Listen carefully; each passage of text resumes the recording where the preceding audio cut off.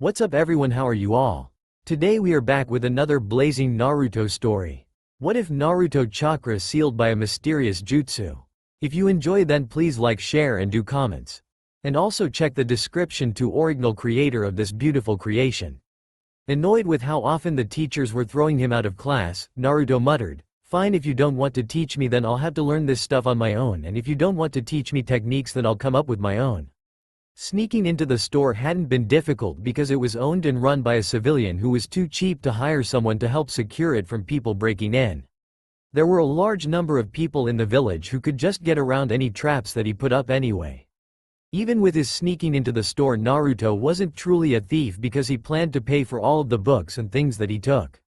Looking in the book section, Naruto knew that even though the scrolls for several common lower-level techniques were on sale in the store, that they were only able to be purchased by registered shinobi, and that if he took a copy of them then he would get into major trouble even if he did pay for them.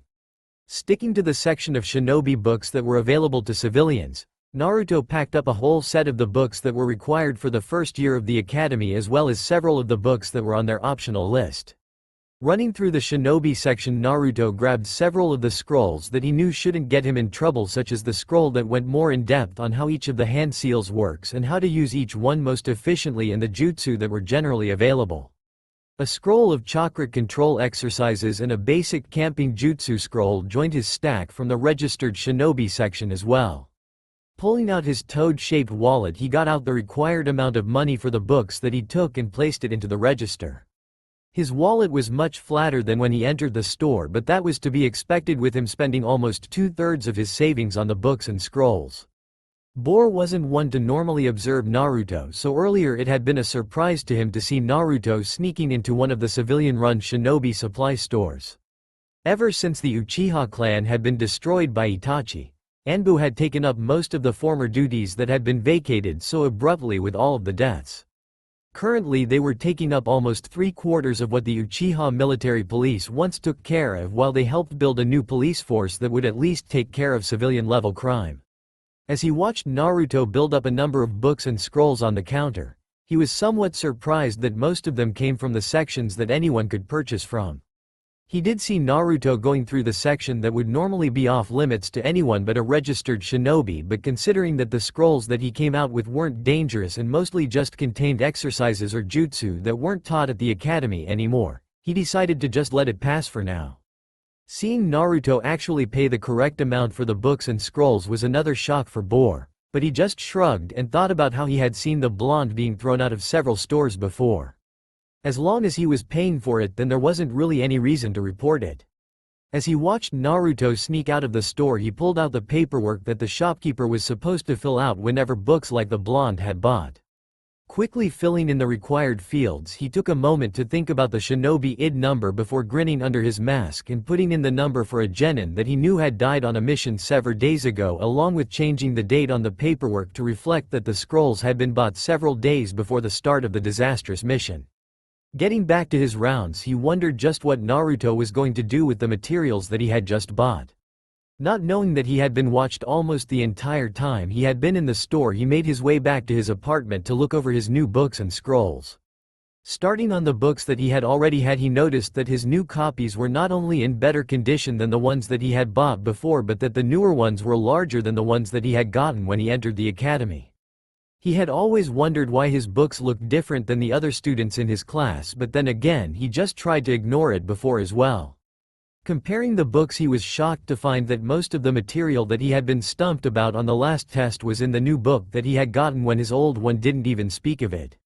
Looking closer at the older book, he noticed that it had a number of pages pulled out in such a way that unless you knew that they were missing, you would never notice the missing pages. Growling to himself, he looked over all of his other books and found that they all had the problem, and that if it was possible, the most important pages in the text were missing on his old books. Settling in for the weekend, he decided to read the newer copies of the books to find out about what he had been missing. By the time that Monday had rolled around, Naruto had read all of the books that were required for the first year of the academy and finally understood the lectures that he had actually been allowed to sit through without being tossed out. Ever since he had started the academy, it had been frustrating with how much it seemed like he couldn't learn, that everyone else seemed to think was so easy. Now it all made sense, and the sensei at the academy had to be in on it for him to have missed so many important parts of the lessons.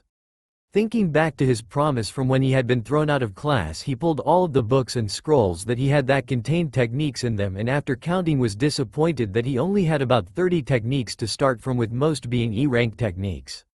Deciding to skip class for the day, he pulled out the hand signs and how they react in Jutsu book and start figuring out how all of the hand signs made up the 30 techniques that he had. The next day he had worked out how the academy's 3 main techniques worked with the hand seals that they were used with, and while he couldn't perform any of them yet, they weren't taught for another several years anyway, so for now he was good on that.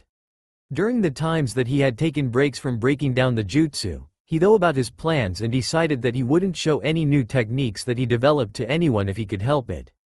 Returning to the academy really cut down on his time to create his new techniques, but there were many areas of being a shinobi that he just didn't know about that weren't even mentioned in the books that were mentioned in the lectures that he had already been present for. He was going to hide his techniques and surprise everyone when he used them. He was lucky that day, as it was the one day a month that the whole academy turned out for, as they had a jonin come in and show off one of their more flashy techniques. "Welcome students," the jonin in charge of the academy said as he gestured with his one good arm in welcome. "Today, as those of you who have been here more than 1 year know, we have one of the jonin with some downtime come in and show you all one of the techniques that you may learn in the future. Today we have been given the rare honor of Jonin Kakashi Hitaki being in the village, and he has agreed to show off a technique that he recently learned for our benefit." With that, the jonin in charge of the academy left the small stage and another man took his place dressed in the standard jonin uniform and with his headband tilted to cover one of his eyes. "Normally I try and stay away from this because I don't think that I should show off most of the techniques that I know, but for today someone that I know convinced me that this technique at the very least should be okay," Kakashi said as he left the stage and moved towards several large containers that had been placed on the academy grounds just for this purpose. Quickly performing the 28 hand signs for the technique, Kakashi called out, "Water style, water dragon jutsu."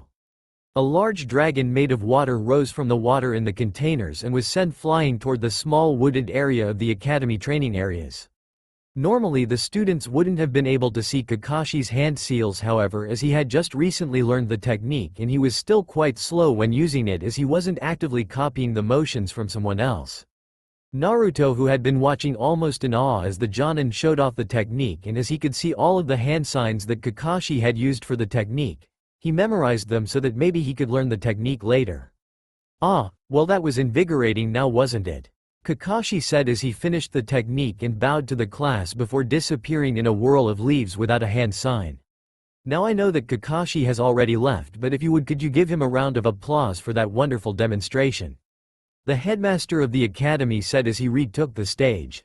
There was a thunderous sound as all of the students started clapping, while every one of them had visions of them using the technique in the future. When Naruto got home that night to his apartment that night, he wrote down everything that he had seen about the water style, water dragon jutsu, and started breaking it down the same way that he had the main academy 3, and after 3 hours of work he had the technique broken down, but the results weren't what he had thought that they would be. Unless he was missing something, the technique shouldn't have worked at all because there wasn't anything to tie it to the water that he had used in the technique.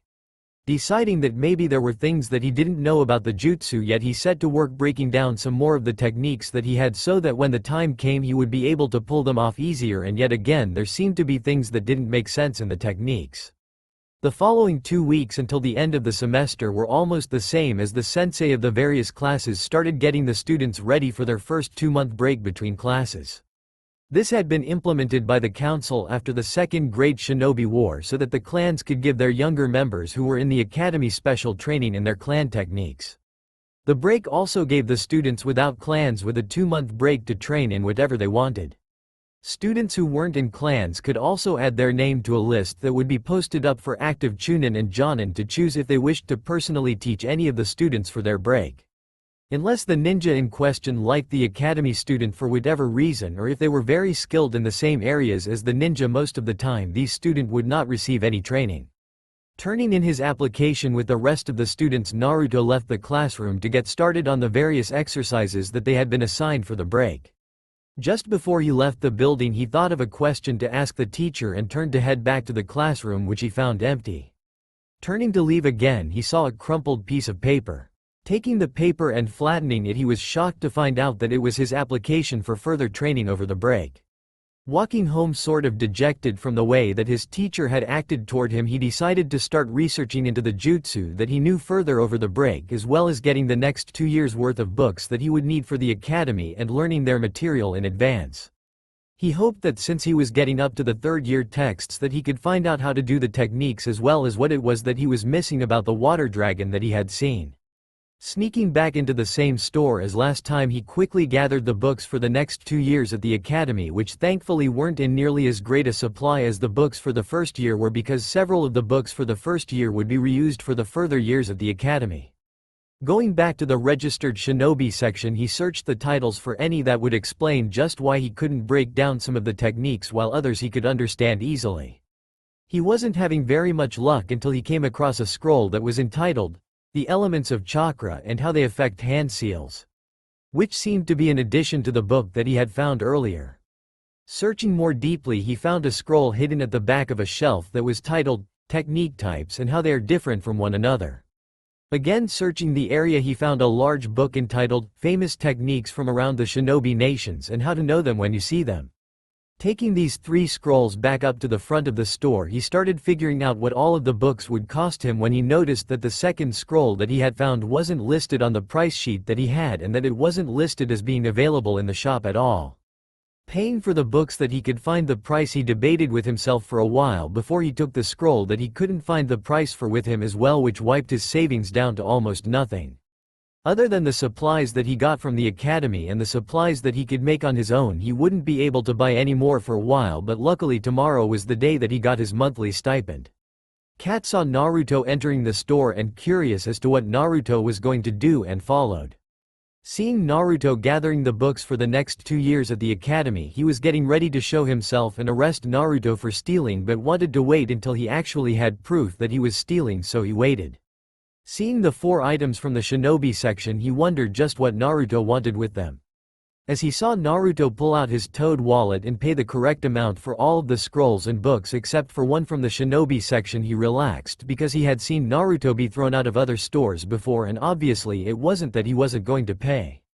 He was getting the books for the correct price, and now that he thought about it, he remembered the last scroll was one that normally wasn't available in civilian shops, and that about 2 years ago a number of scrolls bound for one of the shinobi shops had been misdirected to this shop, and that supposedly the merchant who ran the shop had run out of them shortly after. Thinking back, he remembered that Naruto had found the scroll hidden in the shelf out of sight. Most likely the merchant didn't even know that the scroll was even there, and Naruto had made a lucky find. Deciding that as long as Naruto had paid, it wasn't theft, Kat left as soon as Naruto did and decided not to report it, because while it wasn't looked well upon, Naruto had paid the correct amount for the things that he had taken, so there wasn't any harm in it. After much thought and planning that night, he decided that he would try and use what he had learned for at least several days by camping out on Training Ground 34, which was the academy's assigned training field because it was right behind the academy. Training Ground 34 was well known because civilians and academy students both used it, as well as foreign teams when the Leaf Village played host to the Chunin exams. During the academy break, it was normally uninhabited except for the areas around the edge and occasionally the several areas in it that held training equipment. As the third largest training field in the Leaf Village, it was mainly used by the academy for their physical exercises and for their survival training exercises. Packing up the things that he thought that he would need for the camping that he was going to do, he put them in the bag that he normally used for the academy and left to find a good spot to camp for several days. Finding a small clearing in the forest, he started to set up a small camp like they had been taught in the academy, and finding that he would need more supplies than what he had. Running back to the academy, Naruto quickly entered the shed in the back where they stored most of the equipment for the survival exercises and grabbed a tent, cooking tools, several canteens, and one of the basic trap sets. Never realizing that, like all of his previous entries, this one had been seen, he ran back to where he was setting up camp and finished setting up. Asuma Sarutobi was fresh back from the capital and freshly promoted to Jonin, and he was looking through the files of the next graduating class to see if there were any he would like to try and take as a team. Finding none, he was exiting the academy. He saw Naruto running off with the items that he had taken from the shed. As he had nothing better to do currently, he followed and watched as Naruto set up a small basic camp complete with small traps and snares to catch game. Watching for a little while he saw Naruto gathering as many of the fruits and plants that were edible in the area as he could. Because Asuma knew that it was the start of break for the academy, he wasn't too worried but decided to tell his father where Naruto was before he could start worrying. Forming the ram hand seal, he disappeared in a swirl of leaves. Reappearing in another swirl of leaves, Asuma stood in front of the cage tower. Walking up the stairs, he waved to the receptionist who waved him through. Opening the office door, he saw his father working on the paperwork again and waited for him to finish with the document that he was working on. "Asuma, what brings you here this morning?" Hiruzen said as he finally looked up from the paperwork. "Did you find any prospects in the next graduating class?" "No, Pops," Asuma said as he took the chair directly across from his father. "But I did see something interesting as I was leaving the academy that you would probably want to know about." "Oh, and what would I find interesting?" Hiruzen asked his son as he folded his hands back into the sleeves of his robes. "Naruto, taking some camping equipment from the storage shed behind the academy," Asuma said as he pulled out a cigarette and lit it with an almost neglect wave of his hand, activating a small fire technique. "I also followed him back to his small campsite. He set up the camp correctly and then started gathering food from the area, so he may be planning to stay there for a while."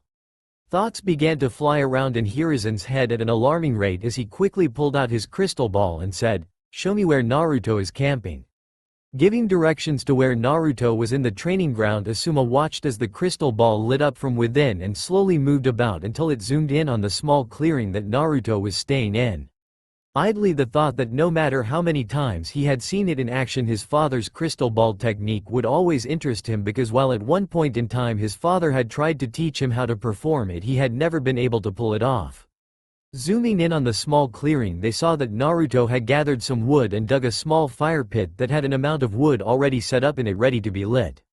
Across the clearing from his tent, Naruto had wrapped up the trunk of a tree in rope to use as a punching post and was currently setting up traps in the nearby river to catch fish.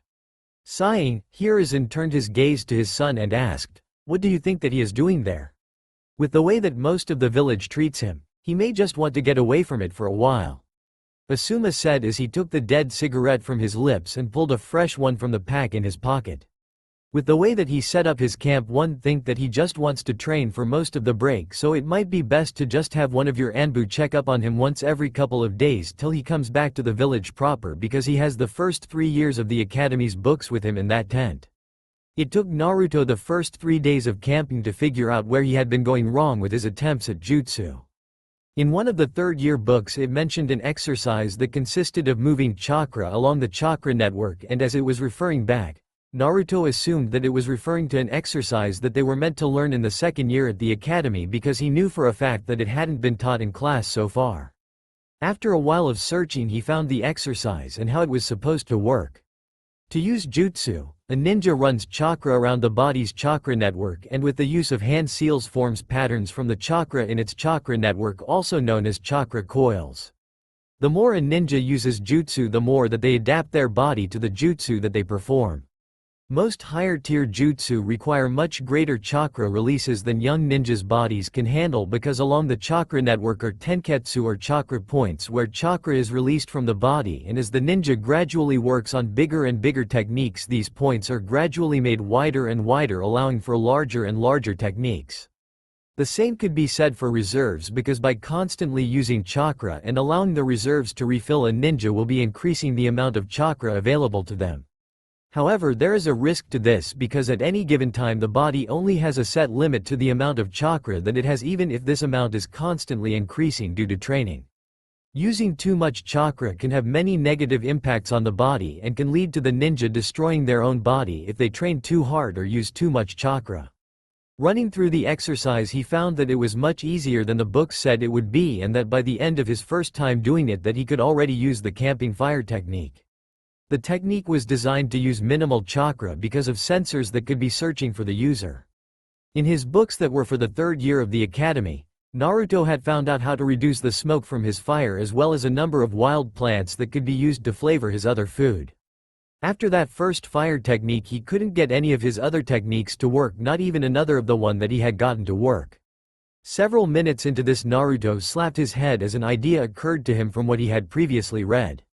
The exercise that had allowed him to perform the technique had written as part of the directions that it may take several iterations over several days to get the technique correct, and that while some of them may seem to work, the exercise was in fact forcing the body to activate the chakra network, and that some bodies were more resistant to this than others.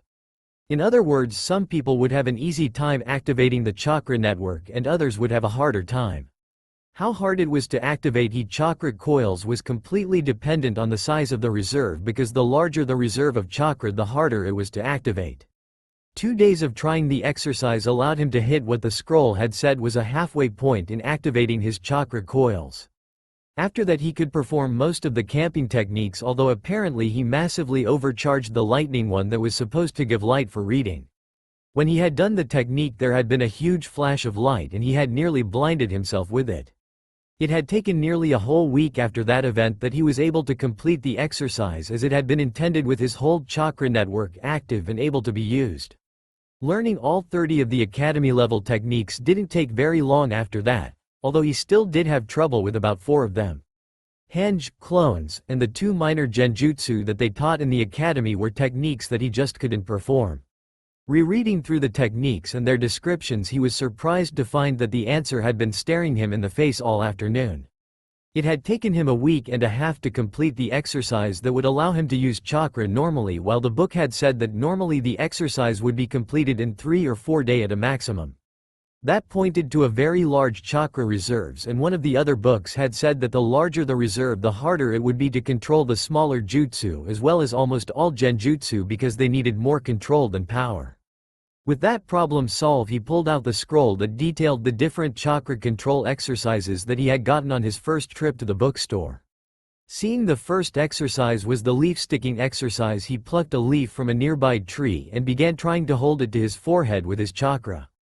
After 30 minutes of failure with the exercise because the leaf kept blowing off because of too much chakra, Naruto decided to look at the next exercise in the scroll. The next exercise was called tree walking, and it went into an explanation on how it was possible and why it worked. Wasting no more time, Naruto started up the nearest tree and made it 3 steps before he was blown backwards into the ground.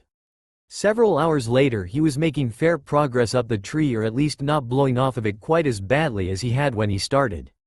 Another week passed with him working on the tree climbing exercise as well as studying the books that he had with him. He still wasn't very good at the exercise, but then again he was a third of the way up the tree before he would be blown off. He had read all of the books that he had with him at least once and forced himself to understand what was contained in them.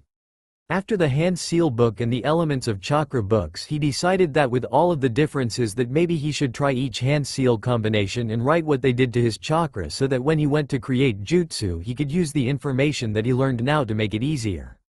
Taking a blank journal that he had gotten with all of the other books, he took the first 12 pages and wrote out the names for the 12 standard hand signs, and after consulting the scroll about them he wrote down everything that he knew about them in a simpler format. Forming each hand sign, he concentrated on the pattern that it formed in his chakra and what he thought it could do. From there he used another large part of the journal to record what he found out that the combinations of 2 or 3 hand seals did to his chakra. As he was starting on 4 hand seals, he found himself unwillingly creating techniques with the hand seal, because at that point the chakra needed an outlet because he couldn't control the larger patterns that formed in his chakra. As soon as he used 4 seals, his body that wasn't ready for it caused him to spit out a huge mouthful of mud.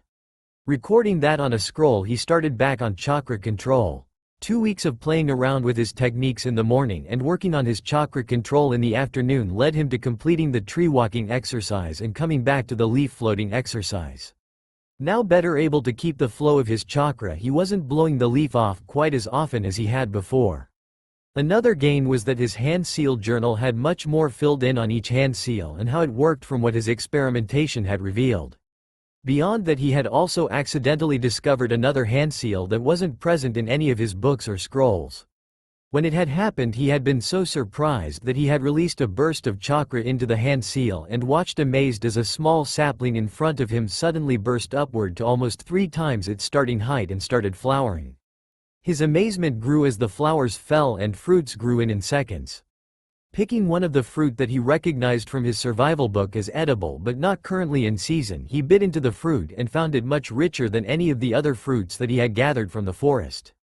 Taking a new journal, he had recorded it as well as how each of the 12 other hand seals that he had known before affected it. The accidental discovery of that one hand seal set him off on trying his hands in every position that he could think of until he lost his concentration while holding his fingers in a cross-shaped seal. A burst of chakra flared through the seal, and with a large puff of smoke he was standing in front of 2 copies of himself with no idea of how he had done it.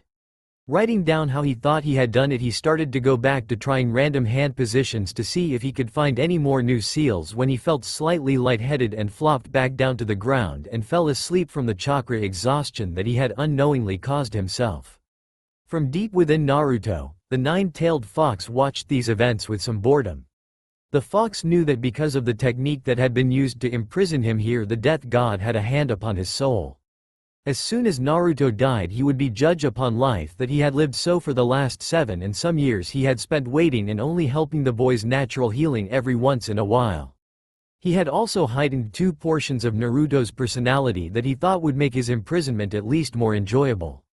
Oddly enough, his love of pranking people and his large appetite were genetic, and Kyuubi had increased both only to ram his head against the bars of his cage in annoyance when he saw that he had unknowingly increased the genetic ramen addiction that his former container had also had, much to his annoyance. But for now he was running through his favorite memories from the past, both his own as well as his previous containers. He really hoped that Naruto would learn the art of the prank soon, because there were only so many times that he could run through his memories before his bloodlust got the better of him. Although his new container was doing something interesting at least, and guiding his mind into accidentally recreating the shadow clone technique was very fun. Now if only he could guide Naruto to name it with its actual name, that would set up a situation later that would be amusing at least. Waking up the next morning, he ate more than 3 times what he normally ate and thought back to the strange dreams that all seemed to revolve around 2 red-haired women pulling pranks at various ages.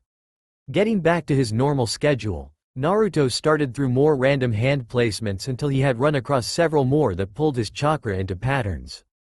Thinking about the new patterns when he compared them to the 12 common hand seals patterns, he could only determine that the new hand seals that he was running across had weaker patterns.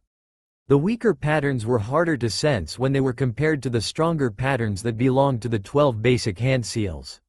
Finally running out of new ways to place his hands, he started back on the first hand seal that he had discovered.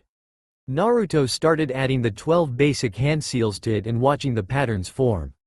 Dutifully watching the patterns, he records what he thinks that they will do.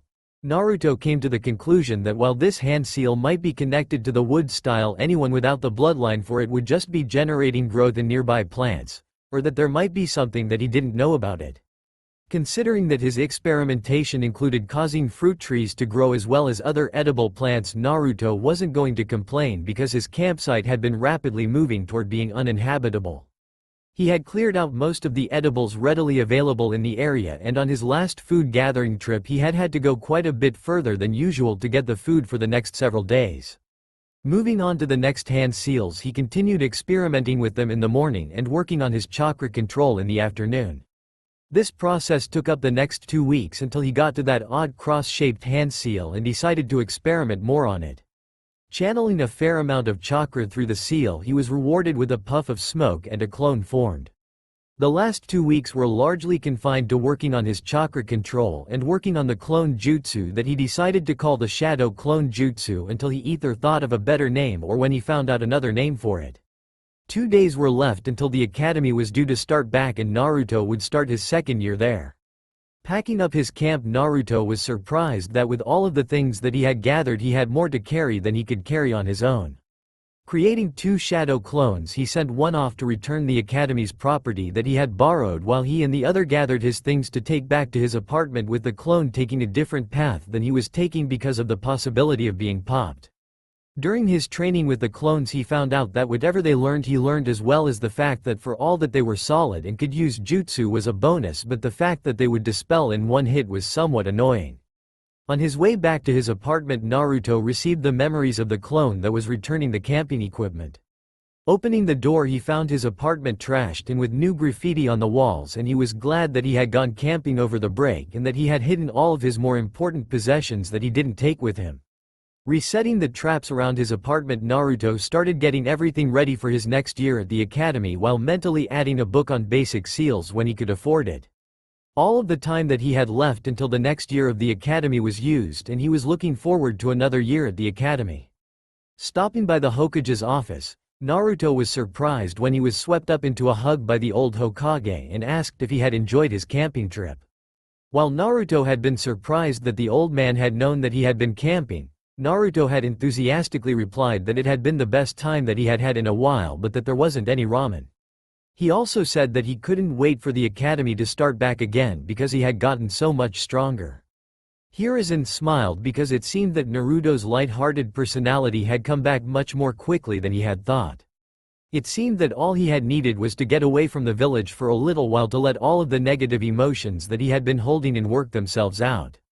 Mentally, he also decided that should Naruto wish to, he would be allowed to camp out for all of the remaining breaks between semesters in the academy, because with the way that Naruto's life had been going, it may very well help to allow him to disappear from the public eye for a while on those breaks. Yes, Naruto, that is all well and good. Hiruzen interrupted Naruto from his babbling, which had been going on for several minutes. However, next time that you want to go camping, tell me ahead of time and I'll arrange for you to use the equipment that you borrowed from the academy since the break began. I had to fill out quite a few pieces of paperwork because of your last stunt. Naruto scratched the back of his head sheepishly and said, "Sorry, old man, a lot of my plans for when I went camping this last time were spur of the moment kind of thing." "Not to worry, Naruto," Hiruzen said as he chuckled lightly. "I just had to fill out the requisition forms more quickly than I would have liked." "Well, those in the appropriate setup permits for you to camp on that training field, so next time give me a week to sort out the paperwork if you decide to go camping again." "Thanks, old man," Naruto said in a loud voice as he thought about all of the paperwork he had caused the Hokage. "As I said, it was no problem, I just would have liked to have had more time to look over the paperwork," Hiruzen said to the grinning child. "Now why don't you go get a couple bowls of ramen on me?" Taking the ryo that Hiruzen had handed him, Naruto had disappeared out the door with a hastily yelled, "Thanks, old man." Seeing that Naruto was fully gone and that the door to his office was closed once again, causing the seals that littered all of the flat surfaces of the office once more become active, causing all of the sounds from the office to once more be shrouded in silence. Hiruzen laughed somewhat bitterly to himself as he looked at a portrait of the fourth Hokage on one of the walls and say, "He looks so much like you when you were younger, and yet he acts so much like Kushina that I'm amazed that none of the clan heads who knew you both have figured out that you were his parents. I don't know how good of an idea it is to let him disappear like that, but at this point it may be a good thing for a while, because while he was gone a lot of the rumors died down significantly. I don't know, but if he keeps laying low during the academy breaks and is seen moving around the village less often, more of the villagers may just let go of their hate of him."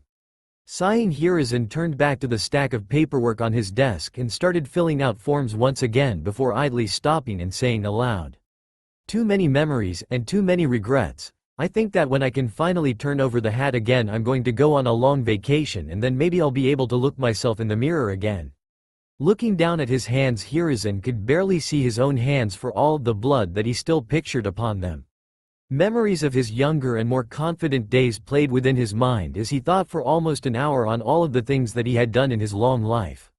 After leaving the Hokage's office, Naruto had gone to Ichiraku Ramen and gotten 7 bowls of ramen beyond the 2 that the Hokage had paid for because of how long he had been camping and training.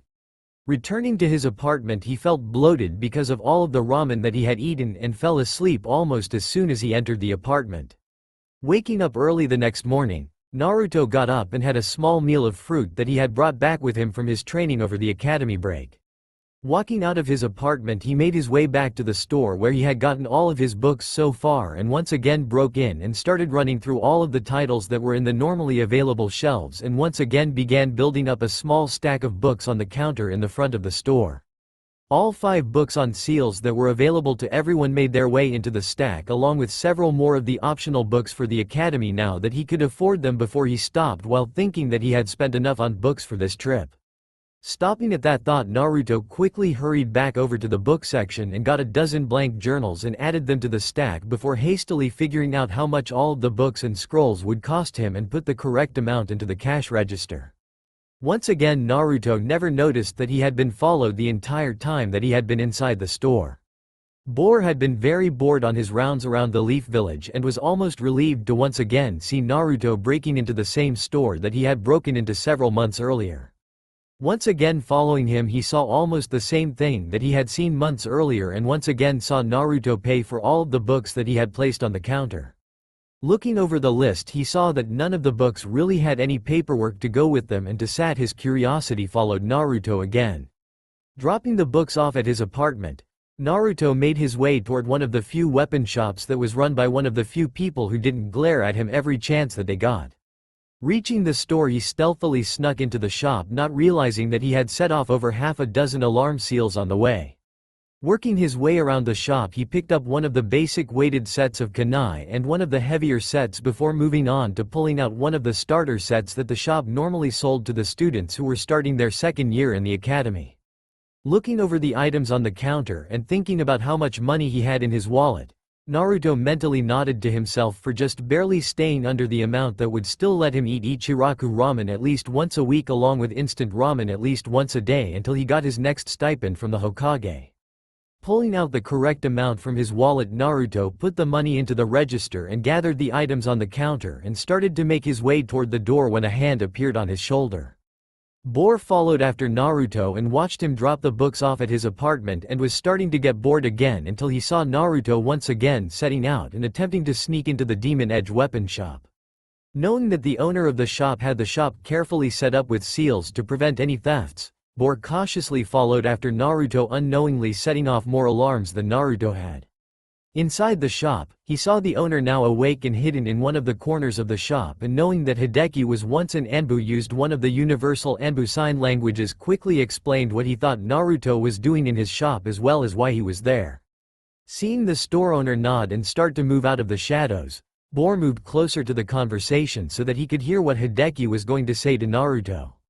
Hideki meanwhile had moved up behind Naruto silently and genteelly laid his hand on Naruto's shoulder before asking in his best annoyed voice, "Why did you break into my shop at this time of morning when all you would have had to do was wait another couple of hours and been able to shop like everyone else?"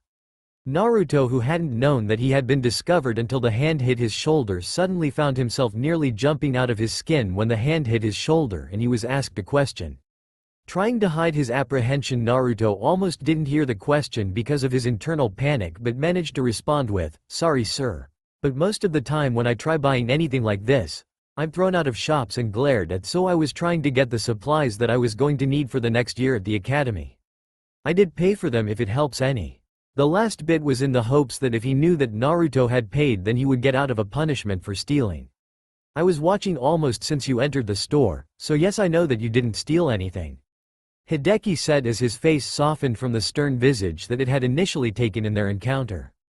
"I think that I've seen you being thrown out of a couple stores before, so now that I think about it, it isn't surprising that you would do something like this. Don't worry about what those other stores might do or think of you, Naruto. Unlike them, I refuse to turn away a paying customer from our home, so you should have no worries about getting your weapons from here for the correct price." Seeing the shopkeeper's honest smile toward the end, Naruto couldn't help but grin, even as he was helped to pick up all of the packages that he had dropped without his noticing when he had been surprised by the shopkeeper. Naruto took his new weapons home soon after he had finished a discussion with the shopkeeper, who had introduced himself as Hideki Kazuki, about his thoughts on the weapons that had been required by the academy.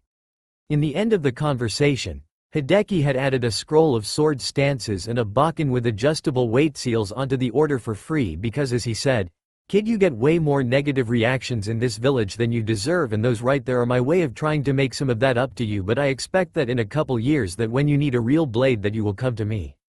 Going back to the academy led to much the same treatment as he had received the previous year, and the books that he had publicly bought had the same glaring missing sections as the ones from the previous years, so Naruto laboriously worked his way through the altered books as well as the non-altered books that he had secretly bought and just answered the questions that were in his altered books correctly when he could have answered them all correctly easily.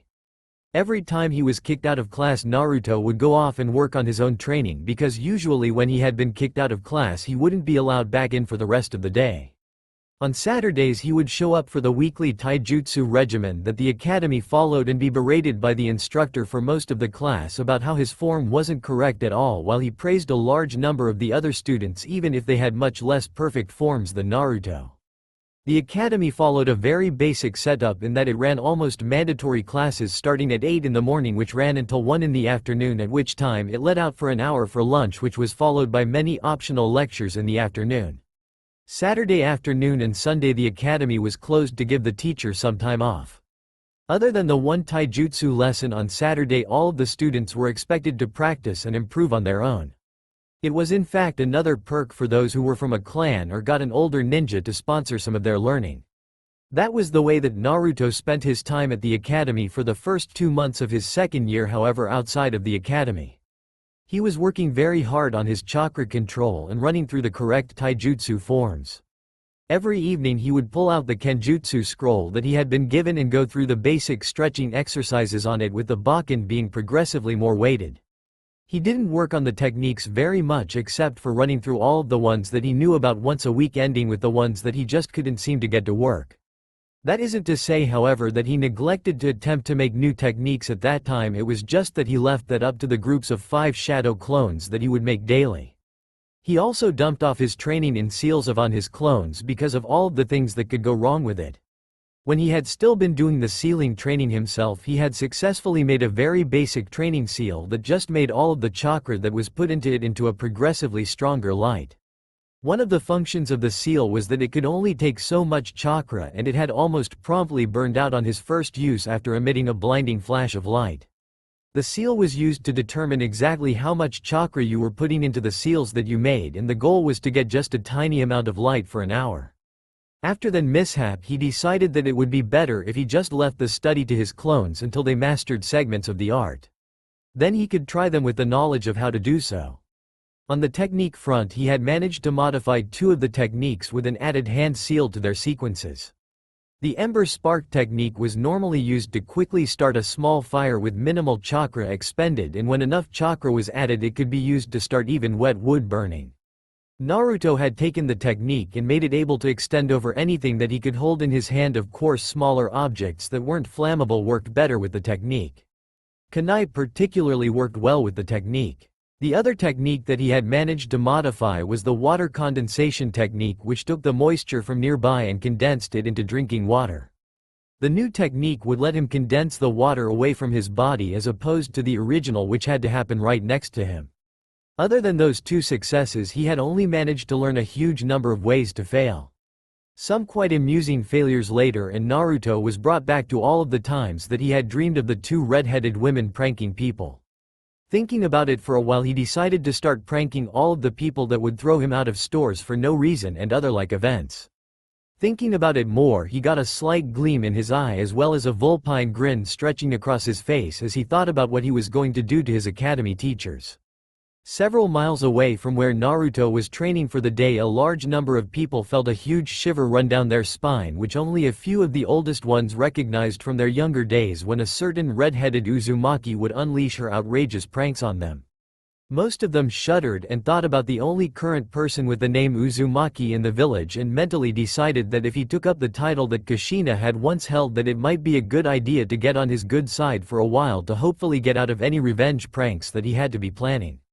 Not knowing that a vast majority of his lower priority targets were rushing to get out of the firing line, Naruto ran through a plan in his head that he knew would work and had the added benefit of using one of his failures at making techniques into something truly awe-inspiring. During his experimentation time, Naruto had only really had the 2 techniques that he had found any use for in combat conditions. Of course, creating water on command from the moisture in the air and then using it for water techniques was one, and coating weapons in smoldering embers was the other. But during that time he had also run into a few dozen semi-techniques that he couldn't find a combat use for. He had dutifully recorded them in a blank journal and promptly forgot about them. His first prank was going to involve one of the water modifications that he had come across when experimenting, which he called water style paint gathering. As the name suggests, it gathers paint from the air like the original gathers water, or more accurately, it gathers water and using the chakra mix changes the water's consistency to look like a heavy oil-based paint.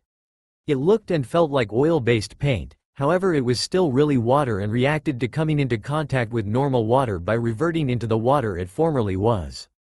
That had been the main reason that the technique had been scrapped. However, for Naruto's prank it would be perfect because after he was through you could just take a damp cloth and clean up easily. The next morning when the academy teachers showed up, their mouths fell open, and as when they turned toward the only student who was openly laughing at the sight of the academy coated in neon orange paint. Tick marks on their foreheads, they yelled in unison, "Uzumaki, detention." For the next several months, Naruto's training held steady as he improved in all of the areas that he was working on, somewhat steadily if slightly slower than he would have liked. The reason that he wasn't improving as fast as he would have liked was because of the fact that after he had read through the books on seals, he had decided that if people could do all of those things with seals, then if he managed to get far enough into the art that he could use it to improve his other training. Also, oddly enough, as he worked his way through all of the publicly available books, he found that of all of the ninja arts, this one was one of the easiest for him to learn. One of the examples that was mentioned was the gravity seal that had been developed by the wife of the first Hokage. He hadn't seen an example of it, but it was one of the seals that he wanted to learn how to use to increase his training's effectiveness. Several of the simple seal examples that had been shown in the books that he had gotten had already duplicated while still missing several of the underlying theories. He learned them during the construction of the seals. Finally, getting fed up with the lack of information on seals, he focused back on his other training and cut his sealing training back drastically because all of the seals that he could make were training seals that did work but didn't have very big effects, such as the seal that slowed the air that passed the seal. It was a good training seal, but there wasn't very much that could be done with it. Naruto was also very hesitant to experiment with sealing, unlike ninjutsu, because of the warnings written in the front of all of the sealing books that he had gotten his hands on. He only managed to discover one more thing before the short winter break. Unlike what some of his history books stated about some countries, Fire Country never really got snow or any of the other winter weather that Naruto had read about. His latest discovery though helped him immensely because he had discovered that the biggest problem that he had with most of the techniques that he couldn't get to work was that he had much larger chakra capacity than what the book said was normal for his age. By stringing together two of the hand seals that he had discovered along with the ram seal and the sheep seal, he could temporarily increase his chakra control. Of course, the set of hand seals would only help him with his control for about 5 minutes before his control would fall right back to where it was before. By performing the set of seals 4 times in a row, he managed to get the Academy clone technique to work but was almost exhausted afterwards.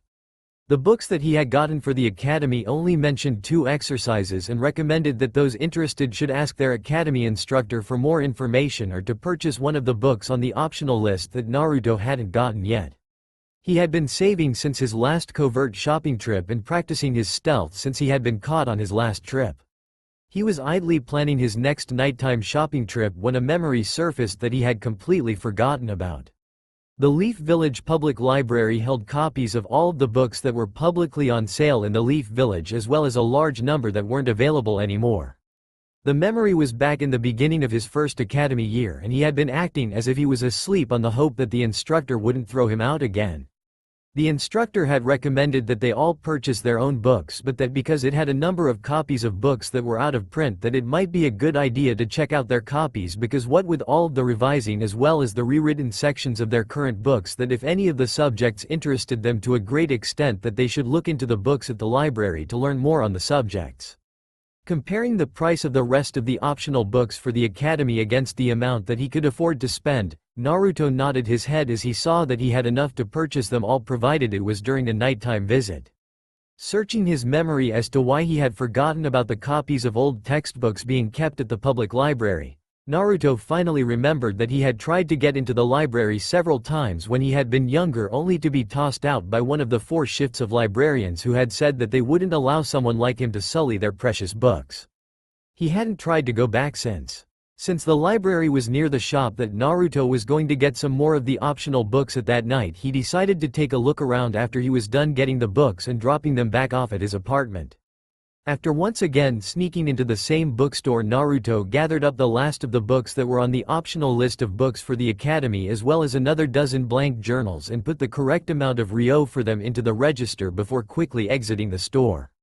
Unlike the previous times that he had entered the store in that manner, he wasn't observed because he luckily caught gaps in the patrol schedule for the night.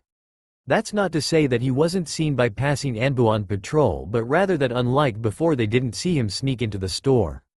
Dropping the books off at his apartment, Naruto got ready for a look around the library.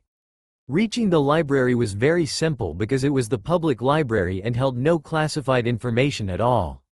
It was open from 7 in the morning until 9 in the evening because it saw most of its use from the civilian members of the village. There weren't even any defenses on the building because of the fact that it only held publicly available information and books. Sneaking in was easy as well with what shinobi training that he had. Immediately making his way toward the shinobi section of the library, Naruto started scanning the titles and mentally comparing them to the books that he already had, and found that there were a great many books that had been dropped from the academy syllabus over the time that the academy had been open. Pulling a notebook from his pocket, Naruto started jotting down titles in the order that he wanted to read them. When he had a full page, he pulled down the first book on his list and started through it. The next week went smoothly because it was the short winter holiday that the academy let out for every year. During the day, Naruto was continuing his previous schedule, except that he had added a 3-hour nap in the afternoon so that he was more awake on his trips to the library after it was closed. Every night since the first, he would read 2 or 3 of the books from his list that he hadn't read yet and copy any sections that he found interesting over to one of his blank journals. During that first week, he had filled up 3 of the books while reading. With the academy starting again at the end of the week, though, Naruto had to change his schedule once again and found that his training suffered because he was having to use the time he had for it to sleep so that he could sneak into the library to look through more books. Naruto even had to slow down on the pranks that he had been so coming to enjoy. With his new schedule, he only had time to plan and pull one prank every other week. On the upside of this was that he was ending up in detention less often and had a little more time than he thought he would have that he used to keep what skills he had in practice. It took just about the rest of the semester to finish off all of the books on his list that he wanted to read in the library. After he had finished the last one, he had looked over the titles again and made another list for when he got back from the camping trip that he had been planning for over the break after the success of the camping trip he had gone on the previous year. On the last week before the break, Naruto had gone to see the Hokage and had been told to see him after the academy let out for its summer break, and he would have all of the paperwork completed for Naruto to camp on one of the lesser-used training grounds. Finishing off the week had been very hard on Naruto because of his promise to himself that he wouldn't use anything except what he learned in the academy on the academy-level tests until he had graduated and could show his true skill. Over the week, he had also packed up all of the things that he thought that he might need on his camping trip and hidden the rest of the things that he wanted to keep in good condition in a hidden recess that he had secretly made in the ceiling of his apartment. He had very carefully made sure that the hidden area was water and fireproof because he didn't exactly trust some of the villagers not to try and burn his apartment down just to hurt him in any manner that they could. Leaving his pack on the table, Naruto made his way toward the Hokage's office. Entering the office, Naruto saw the Hokage sitting behind the desk with a huge stack of paperwork nearly hiding him from view. Looking up at the sound of the door opening, Hiruzen smiled as he saw Naruto and said, "Ah, Naruto, I was wondering when you would get here. I've arranged for you to be able to camp out on Training Ground 74. Because of where it is, not many of the ninja use it regularly. It is near the wall that surrounds the village, just behind and to the left of the Hokage monument. Now I know that you probably have arranged everything that you want train in while you're camping on the break, but I took the liberty to pack this scroll with some scrolls that might help your training, as well as including a set of chakra weights."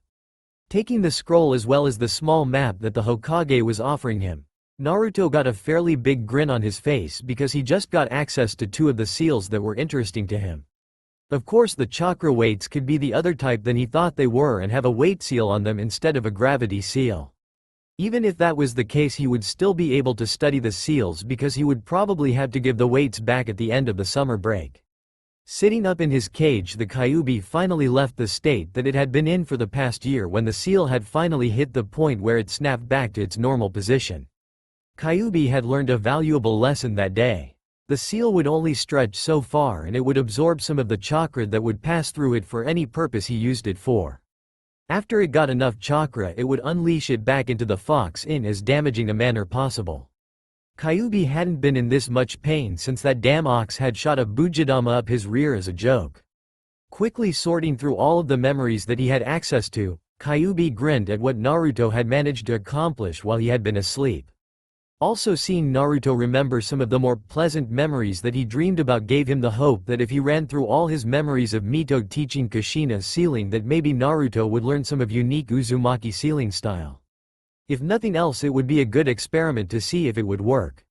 Setting up his tent in the small clearing in Training Ground 74, Naruto was looking around the clearing and mentally planning where he would set everything else up. Having 2 clones out and gathering up wood for when he was cooking, Naruto pulled out and started arranging the things that he had packed. Finished with setting up camp, Naruto pulled out the scroll that he had been given by the Hokage. Pulling out his sealing journal, he quickly copied over the storage seal and started mentally trying to pull its components apart, trying to figure out how it worked. Quickly creating another clone to contemplate the seal he was working on, Naruto started on one of his workout routines to see if he would have any inspiration on how it worked randomly, because he knew that he didn't know all of the theories behind how the seal worked. Working out how the storage seal worked ended up taking him almost 3 days, and he was still working on understanding it completely. He understood it well enough to duplicate it, however, and using the theories that he had discovered about it as well as what he already knew, he developed over 4 dozen seals that he thought should work but hadn't tested yet because of the warnings in the books he had on sealing. Finished with the storage seal for now, Naruto started on the weight seals and found that they were weight seals and not the gravity seals as he had hoped. The weight seal was more complex than the storage seal by far and took him almost 3 weeks to duplicate, with some of his failures producing rather funny effects when he had his clone test them. Of course, there were a number of effects that one would expect from a seal that manipulated the weight that it was on, such as the clone that had been dispelled when it had activated the seal and been drugged to the ground so fast it had dispelled while the seal had made a 5-foot across crater. Then there was the clone that had disappeared with the scrap of paper it had been practicing on when the seal had come out reversed to what it should have been and started producing a negative weight. All of the failures taught him about the weight seal though, so each one was useful in learning about the theories behind the seal. The scrolls that the Hokage sent along were useful in some cases, but he had copies of about half of them before the Hokage gave them to him. The scrolls that he didn't already have were the half a dozen books about chakra control and non-combat uses, about a dozen on history, and a very large one that contained every law that had ever been written in the Hidden Leaf Village. Of course, it didn't contain any of the S-class proclamations, but it did hold the active laws of the village. One of the laws in particular caught his eye in that it stated that any business that was within the Leaf Village couldn't deny service or charge larger prices to any registered shinobi. Of course, the law was written in more formal language and much longer, but that was what it boiled down to, and the law also applied to academy students. 1 month of his break was gone and all of the training he had done had been on seals and his exercise routines. While it had advanced his study of the subject of sealing by many times where it had been, Naruto decided that it was time to get back to researching hand seals. He had learned how to use all of the techniques that were in his academy books and even gotten about a half a dozen combat usable modifications available among the variations that he had tried. Of course, there were still the few techniques that he had seen, like the water dragon, that he still couldn't figure out because of a few things about the technique that he didn't know yet. Figuring out how to do all of the chakra control exercises as well as finding out why he couldn't use the water dragon took up another 2 weeks of his break, leaving him with just another 4 weeks left before he would have to head back to the Leaf Village. As it turned out, the reason that he couldn't figure out the water dragon was that it was used with elemental chakra that took care of about a quarter of the seals used to form it. Elemental chakra was, according to his books, about 5 times as hard to control as just normal chakra, but that every single high-level elemental technique used it instead of the regular chakra. Most C-ranked and below techniques could be used with normal chakra, however any higher and they shifted to the elemental chakras. This didn't count the techniques that just required a huge amount of chakra being poured into the techniques. The rest of his break was spent working on learning to use elemental chakra as well as increasing his exercise routines. By looking over his books again, he had figured out that if he managed to put elemental chakra into things, then it would have varying results, and that because of the chakra papers that he had read about, it would be easiest to use leaves to try and mimic the results. With himself working on water element chakra, Naruto had a clone working on each element, and they would switch off every hour that they worked on the exercises. Walking back into the village, Naruto couldn't help but think over all that he knew on chakra control, and a sudden thought struck him. All of the control exercises that he knew about other than the starter exercises for the elemental chakras were either academy level or from the books that the Hokage had sent with him. The problem was that most of the exercises that he had just learned were set up for those that were Naruto's age and younger, and made to be game-like to get the student to learn how to correctly feel and draw their chakra. None of them increased his control by very much, and if what he felt was correct, his chakra pool was still growing, and what little control he had was slipping some. That settled it. He was going to need to find more advanced chakra control exercises, as well as probably invent his own. That one-hand seal sequence he had discovered would help, but it was going to take a lot more work to really improve on it without resorting to the crutch that he had discovered. Pulling the scroll that he had copied all of the chakra control exercises over, he figured that the only ones that might still help him were the leaf floating exercise and the light seal sealing exercise. With the leaf floating exercise, he could probably try and stick the leaf to other parts of his body as well as try and use heavier objects. For that matter, it might help if he used many different objects with different weights while constantly moving them around. Who knows, if he could keep objects stuck to his feet, maybe he could eventually move up to keeping himself stuck to walls and other vertical surfaces. Quickly he wrote his thoughts in a small journal. He had decided to keep up with them so when he had training ideas that he could write them down to get back to later. He was still contemplating giving journals to each group of training clones when they started training, because who knows when inspiration would strike. After dropping his stuff off at his apartment, which was in noticeably better condition than when he had gotten back to it the previous year, Naruto smiled because apparently the amount of hate for him in the village had dropped just a bit more. He might not know the reason for the hate, but he could just about see it there. If he wasn't seen around the village for a while longer, then maybe he could start to slip more into the background.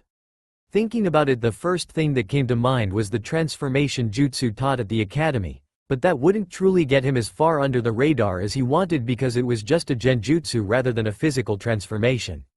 One of his books that was supplementary for the academy mentioned that physical transformation techniques would be a high B to a low S rank technique because of the difficulty involved in the transition, as well as the fact that each transformation would have to be understood from the inside out before it was even attempted. This was because of the fact that if you messed anything up, then there was the chance that you wouldn't be able to return to your original form before you died from the missed transformation. As to the technique itself, the scroll had mentioned that there were several reports of ninja from various countries mastering it. However, due to its difficulty, most who tried to use it died in the process of learning it. With that information in mind, Naruto decided that he would probably need a bit higher than medic level anatomy information before he jumped into trying to make a physical transformation on himself, but that wouldn't stop him from trying it on his shadow clones. So far since the end of the first year of the academy, Naruto had invented just over 100 techniques. However, all of them except 4 or 5 of them had little to no combat application that he could think of. Then again, more than half of them were seals that he had invented by mixing and matching what he knew of other seals and the theories behind how they worked. Of course, that was a trial and error process, and he had to be careful about how much he experimented with them. Having clones do the experimenting was extremely helpful, because if he had done the experimenting himself, he wouldn't have lived past his third experiment with the storage scroll, which had swallowed up his clone and subjected it to an extremely unstable gravity well until it had finally popped, giving him memories of a bizarre bubble of space which had moved and wobbled in a nauseating display of otherworldly geometries. Getting to the Hokage's office made him drop his line of thinking as he smiled at Sarutobi behind the desk. He wasn't in the office for very long, and most of the conversation was over how well his last camping trip was. Naruto held a lot of things back about his self-training and really only admitted to putting a lot of time on training what his books recommended that he train on. Hiruzen for his part wasn't really fooled. He knew that Naruto hadn't told him everything that he had been working on because he had caught a few of Naruto's training sessions and had seen several of the jutsu Naruto had invented. To be honest, he had had to check the descriptions in his personal library to find out where Naruto had learned them, and had been surprised when he had found out that there wasn't any proof that any shinobi had ever used them before. Hiruzen just hoped that Naruto managed to become strong quickly enough, because he wasn't sure how much longer he could keep others' hands off of Naruto's inheritance. The last time any of it had disappeared, he had had to have Anbu that he trusted with the secret of Naruto's heritage track down all of the missing items. It had taken them almost 6 months to find it all. All of the Jutsu scrolls were safely tucked away in the small cottage that Minato had owned that bordered on Training Ground 82, behind an almost impenetrable barrier that was Minato's own design. It would take a tremendous amount of force to break through the barrier of a property that everyone assumed belonged to Jiraiya after his student's passing. The more problematical things were the fact that a great number of items belonging to Minato and Kushina weren't behind that barrier but rather scattered on the other several properties that they had both owned in the Leaf Village. There had also been almost 30 attempts to drain both of their accounts in the largest branch of the Fire Country Bank. Both had kept a modest account at every branch of the bank, as most shinobi did when going on missions successively, so as to have funds constantly available. Unlike most other shinobi, however, they didn't keep their main account in the Leaf Village branch, but rather they kept it at the main branch in the capital because of the fact that both of them had reached over the limit for their accounts in the Leaf Village branch.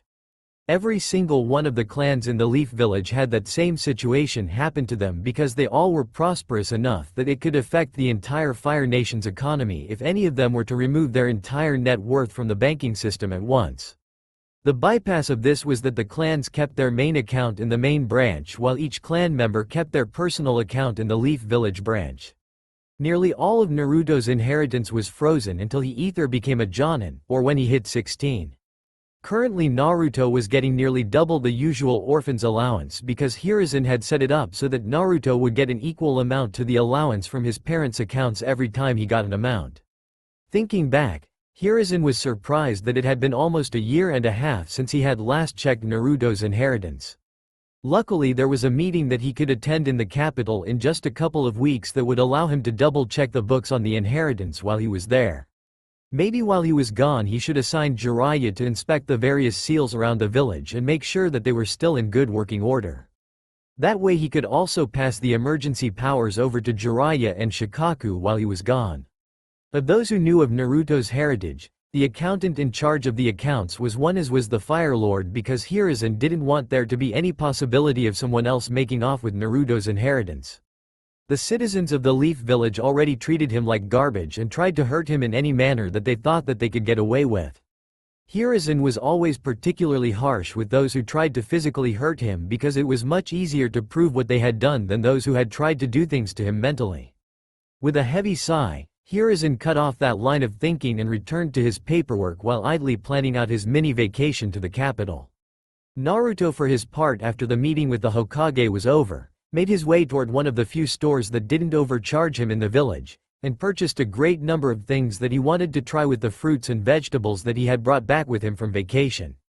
The previous year, when he had run out after his vacation, he had made his way to Training Ground number 12, which was the closest to his apartment, and went into one of the more secluded clearings and started making the clearing larger and turning it into his own private garden of sorts.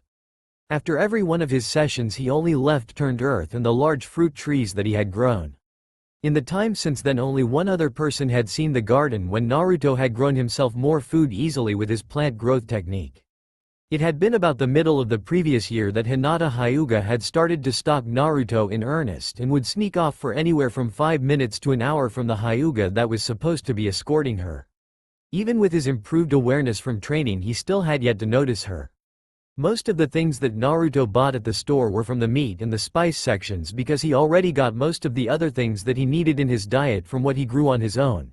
Besides, all of the things that he grew were much more appealing than the items of the same variety that the store sold.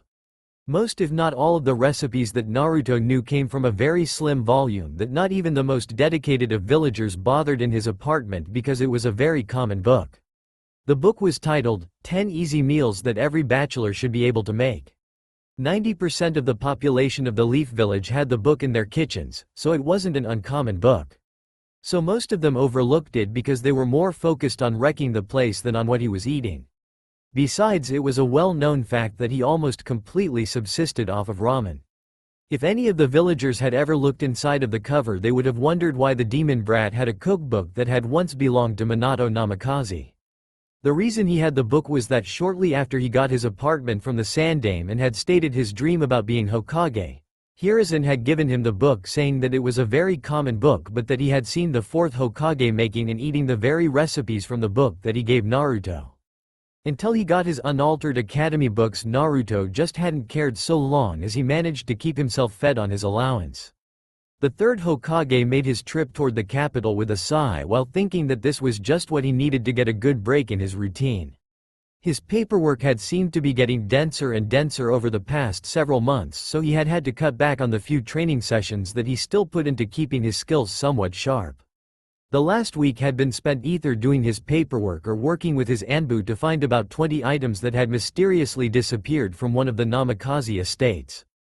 All that he had left to do was check the main records at the bank, and then he could enjoy his few days away from the paperwork before it tried to devour him again.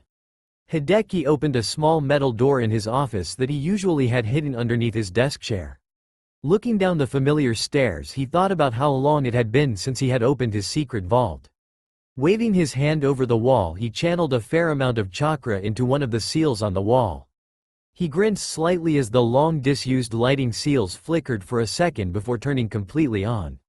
Walking down the stairs and looking at the vault door that stood in front of him made him smile again, because only he and one other had ever truly known how large the room inside really was because of the internal expansion seals allowing the room to be much larger on the inside than the outside.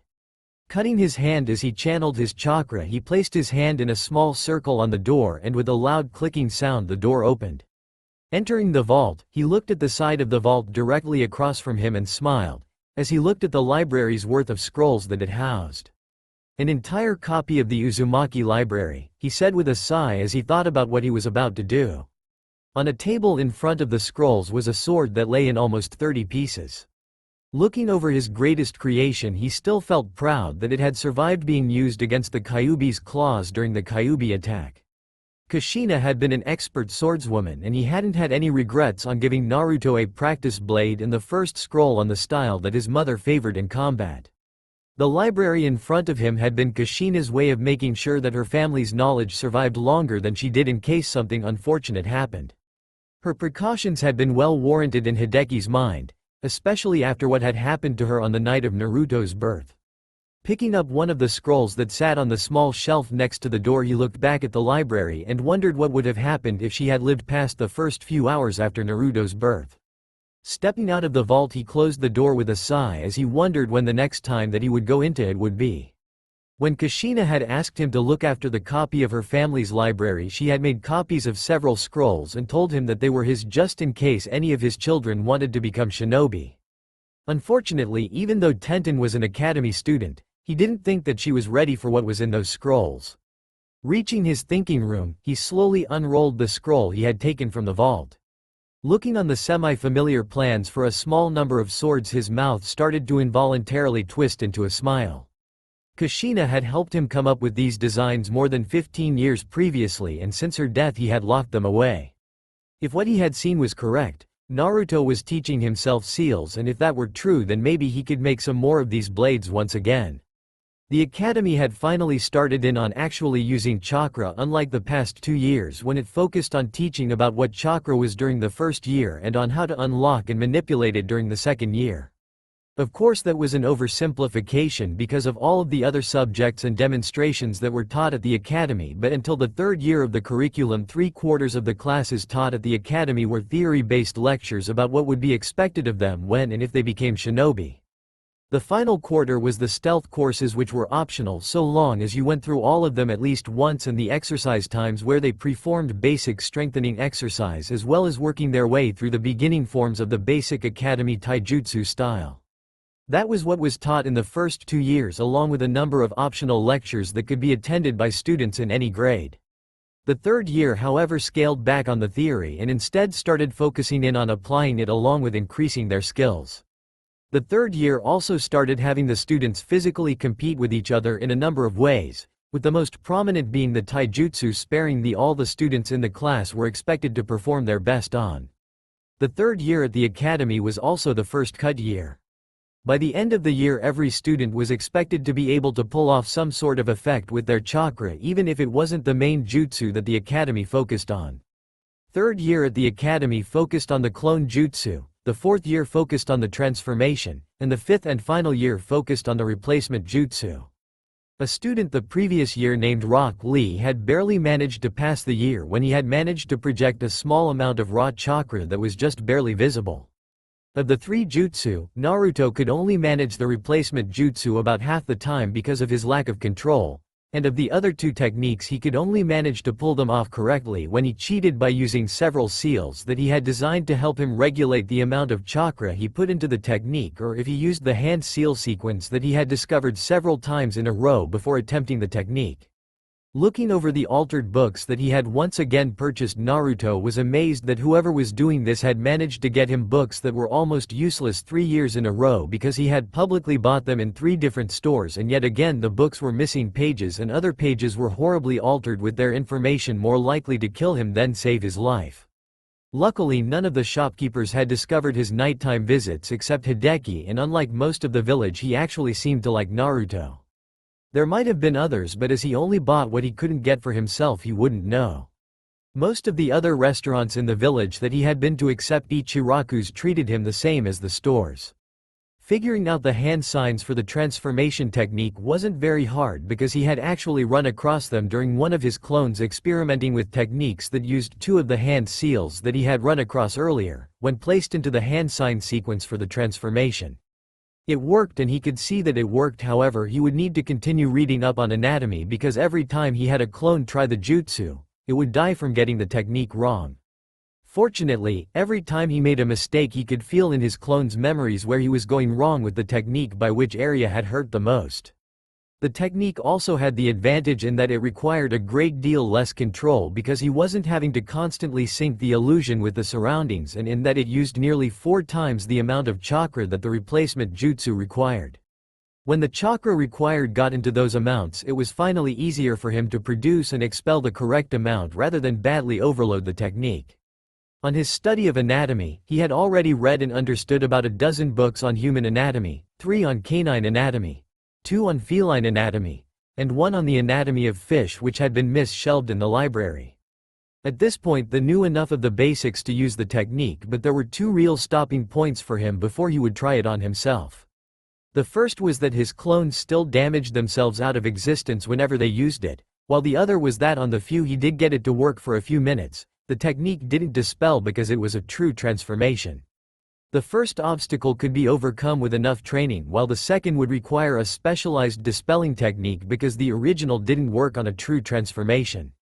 One of his other projects had had a breakthrough as well, but with just over 3 months left in the academy year before they let out for the next winter break, Naruto wasn't sure how much longer it would be before he managed to figure out the end product, but he had finally figured out another stable weight seal. This one would multiply gravity on an object based on how many times it was set for, but the problem was that if he put it on himself it would try and rip all of his chakra out to multiply the gravity effect on him as many times as possible. Or at least that was what it did to the clones that he had tried it on. He managed to make it useful by applying it to a set of full body weights so that it would pull the correct effect on both him and the weights, but for what he wanted it for it wasn't working right yet. He could use it while training as long as he wasn't actively using chakra, except to power the gravity effect. It did wonders for his physical training, and it did help him with his control training though. Research for the project though might just take priority over the true transformation that he was working on if he managed to make another breakthrough on it. Since he had started he had managed to fill 7 of the journals that he had been writing his technique ideas in. He was also running low on scrolls that he was writing his completed techniques on. One of his idle ideas was to get several scrolls the size of the Forbidden Scroll and transfer all of his finished techniques to them, but scrolls of that size weren't on sale at any of the shops in the village. In fact, the only place he would be able to get scrolls that size would be in the tower in the one storage room where they kept spares. Since he had gotten back from his summer camping trip, he had slept through most of the lectures and continued working on his tests and assignments with answers that he was awake for in class as well as those from his altered books. Other than that, he had been training as hard as he could with just enough presence in the village to let them know that he was still there but keeping out of the way. The villagers couldn't hold a grudge forever, and with his diminished presence in the village, most of the villagers didn't really hate him anymore. They didn't like him, but without having to deal with seeing him all the time as well as the positive rumors that the Hokage was spreading through the village. There were a large number of pranks that quite a lot of people wanted to lay at his feet, but they could never quite get proof that he was the one to pull them, because whenever one was pulled he was very visible in another part of the village. Just barely passing the academy, while part of the plan was starting to get annoying because he had made quite a few flashy techniques since he had figured out how the hand seals pulled his chakra into different patterns, but he hadn't shown them to anyone. Right now he had several dozen scrolls with his own personal notes on how he had developed each and every seal and jutsu that he had come up with, even if most would only be support in the field at most. Even if most of the techniques he made turned out to be useless, he was still learning new things from every one of them, including his failures. Naruto's accelerated studies went on even as he did lackluster in class and bottomed out on the theory portions of the academy and only showed that he did lots of exercises in the physical portions of the material. Often on the physical portion he had to force himself to fail it. In early November he perfected his physical transformation jutsu well enough that he was able to perfect one form with it. He could now transform into what he thought he would look like when he got older by about 10 years. Of course he knew that he got it very off from what he would probably really look like, but he had fun imagining what he would look like. After he got that part down, he had come to the hardest part for him, choosing what features to alter just enough so that no one would suspect him. His hair was the first major change. His transformation had brown hair. Changing the type of clothes he was wearing had come next, and he had picked a type of clothes that were common in the civilian portion of the village to better blend in. Getting rid of his whisker marks turned out to be almost impossible, so in the end he had just wound up moving them to the back of his head. With his disguise he could walk around the village with no one the wiser. It took him almost another week to set up the paperwork for his transformation and get it discreetly filed into the system. He had almost gotten caught while he was doing this, but because of the person working in the office while he was forging records for his transformation was both bored beyond belief as well as completely swamped with routine paperwork, as well as just inattentive to the extra papers that he had allowed to be filed. With his adult identity settled, Naruto decided that it might be a good idea to up the available funds that he had to spare. Sure, his stash had been growing for over a year from his not buying anything from the village if he could avoid it, with the exception of ramen and the books for his shinobi career, but that wouldn't be nearly enough for the idea that he had. There were 4 main market areas in the Leaf Village, with each of them in one of the 4 cardinal directions from the center of the village. Both the western and southern markets were mainly imported goods as well as souvenirs from the village, because those were the sections of the village that most visitors were allowed unrestricted access to. The northern district was filled with shops that catered to the more wealthy among the village's inhabitants as well as the more wealthy of the visitors. However, the visitors were almost always monitored while they were in this section. The eastern market, on the other hand, dealt with just about everyone else and had all of the things that couldn't be found at the general stores all over the village. After setting up his permits and purchasing the rights to one of the empty stalls for 2 months, Naruto's extra funds were nearly depleted, and he had been just about to pick up some more blank scrolls and ink for his experiments as well, so if his plan didn't work he would have to slow down his plans for the next month or so, as well as cut down on his ramen intake, because all of the ramen in his apartment would only go so far even if he was rationing it. Later in the night, after he had bought the rights to the small stand in the eastern market, Naruto was once again in the small field where he used the jutsu he had accidentally created almost 2 years before. He started to grow some of the more common fruits and vegetables that could be gotten around the Leaf Village seasonally and carefully packing them into crates. The crates had rather amateurish ceiling arrays on them that were nearly identical to ones that he had seen in the northern market at a small fresh produce shop and memorized. The seals would slow down the time on anything inside the crate as long as it was sealed, and the seals were charged with chakra. Naruto's copy of the seals followed the same setup but wouldn't slow the time down nearly as much when the crates were sealed. Using clones under illusion transformations, he used a small cart to move the crates to the stall that he had rented. Setting up the stall took most of the morning after the clones had been given fake money and had run off while being heard discussing what they were going to do with it. Remembering the approximate prices that the shop in the northern market had on its produce, Naruto priced his produce at about half of the other store's price. He probably could have priced it higher, but as he had put on his sign, he was just opening for the first time and needed to make a quick profit to make up for the expense of opening the stall. Most of the morning, people on their shopping trips would idly look at his shop and whisper about it with those that they had come with. When he had removed the sign that said that he was still setting up for the day and to try again later in the day, His stall was immediately shut down while several Anbu ran over the stall and produced for anything out of the ordinary. Finding nothing wrong with the food, they let him open back up, and this time as people would pass they would look at some of the samples that he had laid out on the counter. By the end of the day he had to raise his prices to just above 3/4 of the price of the other produce store, and more than half his stock was gone. By the end of the day he came out with more than 30 times what he had spent on the project. Boxing up his products as well as locking down the stall, he went back to his apartment for the night. The next morning when he got to his stall he found several wealthy merchants standing in front of his stall ordering several men in more normal clothes to confiscate the inventory of the stall. Tapping the closest merchant on the shoulder, Naruto asked, "What are you doing?" Annoyed, the merchant turned around and found himself standing in front of the person who had opened the stand and in an arrogant voice said, "Confiscating your inventory because you have not yet registered with the village's Merchants Association." "And why do I need to register with the Merchants Association?" Naruto asked as he mentally ran through all of the laws that he had found in the village that would apply in his stand's case. "Because we are the group that collects and turns in the taxes to the fire daimyo's court in the Leaf Village," the somewhat portly man said with the level of arrogance in his voice rising the longer he spoke.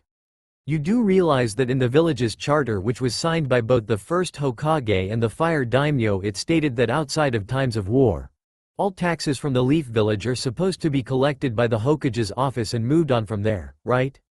Naruto said as he remembered that was one of the clauses that had never been amended because it eased the amount of work that the Fire Lord's accountants had to go through.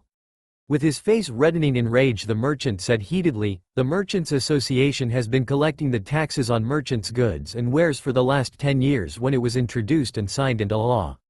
Looking at the man with a fair amount of irritation, Naruto replied, "The village's charter has many clauses and subclauses, but near the beginning of the document it has an absolute in it, in that to change any on the things that it affects in the village's law system you have to have both the current Hokage and the fire daimyo's signature on the bill that changes it, otherwise it is considered as treason."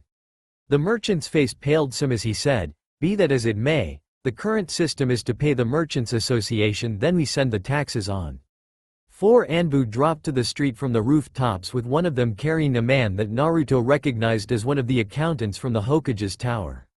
Setting the accountant down, the Anbu moved to guard the stall. Taking a minute to catch his breath because he wasn't used to getting rides from the Anbu, and as soon as his breathing calmed down, the accountant said while pointing at Naruto's transformed form, "You're Shin Natsumi?" "Yes," Naruto said while wondering what was going on. There shouldn't have been anything that an accountant from the tower wanted from him, right? Smiling, the accountant said, "Then I have to thank you for correctly bringing your profit margin to us yesterday evening." "Why?" Naruto asked as he tried to figure out why he was being thanked for following the laws that related to a business like the one that he was running. "When you brought in your profit margin yesterday and mentioned to the accountant that you turned it in and just why you were turning it in, it started a massive check on the laws that govern the business in the Leaf Village," the accountant said with a slight smile on his face. "You see, when the 4th Hokage was invested into office, there was still a year until the 3rd Great Shinobi War ended. Because he was used to the wartime setup, he never questioned the setup never changing.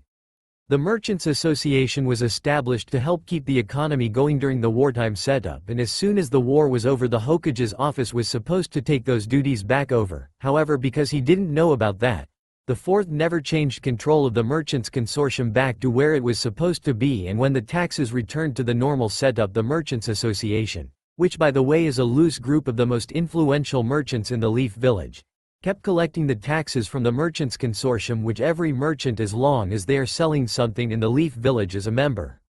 However, exactly 1/4 of those funds are supposed to go to the village's funds to keep the village in good repairs as well as to help pay the shinobi who perform border control."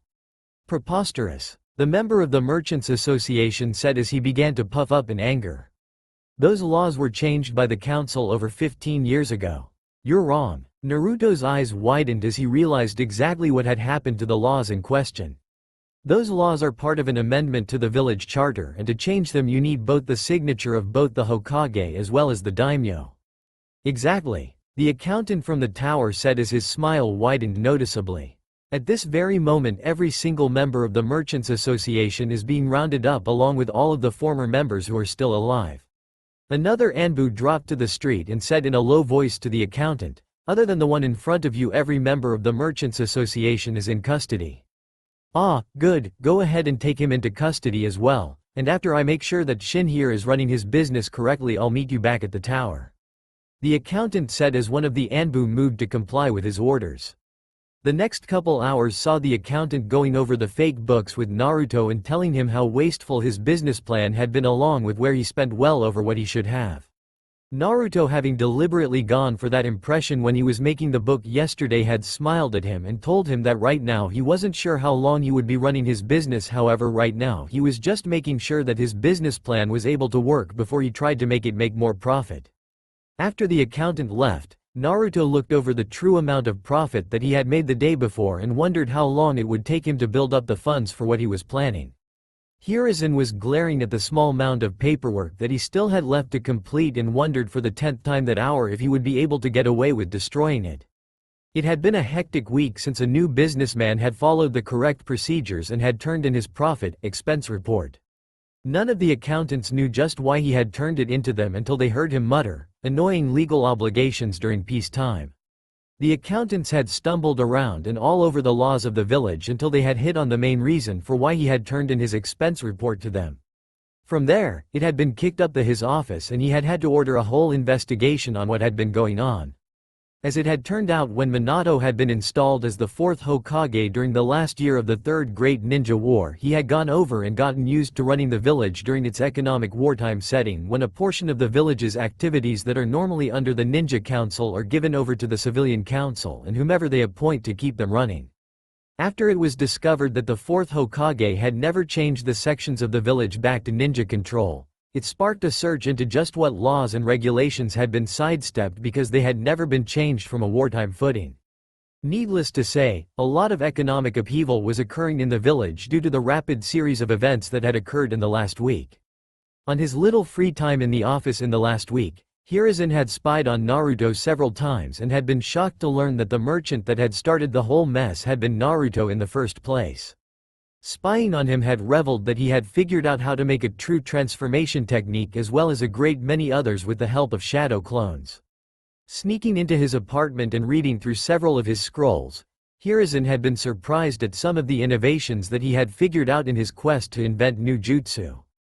His accidental discovery of how to perform the shadow clone jutsu bothered him a bit, but on the whole it could defiantly be written off when he had seen the notation that had said that currently he could make over 800 clones last for a while when he was at full power. Considering the fact that the seal on his desk hadn't activated, it meant that he had done that on just his own chakra reserves. The seal was set to activate if Naruto had more than a certain amount of demonic chakra in his chakra system. The amount was set to roughly double what he had sitting in his system all the time normally. In his youth, Hiruzen could make roughly 50 shadow clones that would last about 8 hours if they weren't doing anything chakra intensive, but Naruto could make at least 200 last that long while using chakra the whole time. With Naruto's normal chakra reserves being that massive at his current age, it would be impressive to see him in several years when he managed to learn several of the more flashy jutsu. It also explained his horrible chakra control, considering how much time he and his clones spent on maintaining and building his control for only small gains in control from each one.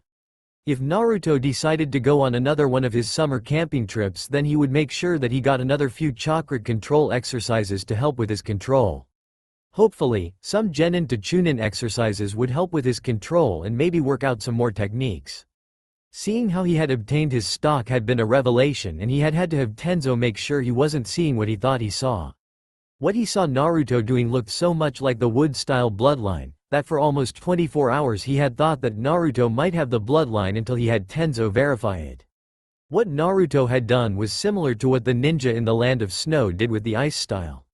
The snow ninja manipulated ice that already existed, while the ice-style bloodline allowed its users to form ice out of nearby water. In Naruto's case, the plants he was growing were already there in seed form and he was just speeding up their growth rate with his chakra, as opposed to growing plants from nothing with the wood bloodline. The 2 months that Naruto had rented the stall for had come to a close, much to Naruto's relief and to the disappointment of many of the Leaf Village's more normal residents. While it had been open, it had kept a steady stock of ingredients that were much cheaper than the other store, that also carried them. While none of the things that Naruto had stocked were rare in the Leaf Village, they were normally seasonal items that only came in once or twice a year. The other store that carried them year-round was located in the northern section of the village, and catered to the more wealthy clients that could afford the costs of the storing of the ingredients. Because Naruto was essentially creating his stock when he ran low with his plant growth technique, he didn't have to worry so much about storing the items until they were bought like the other store did. Naruto also, when he located his stall in the eastern market of the village, wound up catering to the more middle-income members of the village, and while he still charged about a quarter of the price more than when the ingredients were in season and flooding the markets, he was still charging much less than the other store did at the best of times. Naruto's stock at his stall was sold out so fast that he had to refill almost all of his stock every night, and even then he had run out of some things every day. He had made so much profit from the stall that he was checking into buying a property in the eastern market more permanently. His profit margin was high enough that he could buy the property outright, and even afford to pay someone to run the shop full-time without it cutting into his training time like it had been for the last 2 months. He had made a huge amounts of pure profit, but it had severely cut into the time that he could train. Most of the school days that there wasn't sparring, he would send in a shadow clone into the academy, and on the days that there was sparring he would have a shadow clone mind the stall. But he was always very nervous about having a shadow clone manage the stall because there had been a fair number of times that the shadow clone had nearly popped while it had been minding the stall and had to pull out another crate from that day's inventory. With an actual shop of his own, he would be able to hire in someone else to take care of the shop and just have to deliver inventory as needed. After Naruto took 2 days off of his self-training after his stall finished doing business, he started back to training himself and was making a fair bit of progress. While he had only had his shadow clones working on creating and modifying techniques and seals, he had also been writing down ideas for him to practice when his stall shut down. It took another month before Naruto was able to purchase a small shop in the eastern market of the village and get the paperwork filled out for his ownership, as well as be issued the necessary permits to run his shop now that he had a more stable location of business. After the purchase of the shop, he still had more than 3/4 of the profits from the first 2 months and decided to look around the village for other things that he could buy. To his shock, he found that his apartment complex was on the market for much less than he would have thought because of its size. In fact, as he checked, there were almost half of the buildings in the same neighborhood as his apartment building on the market for significantly less than the buildings in other parts of the village.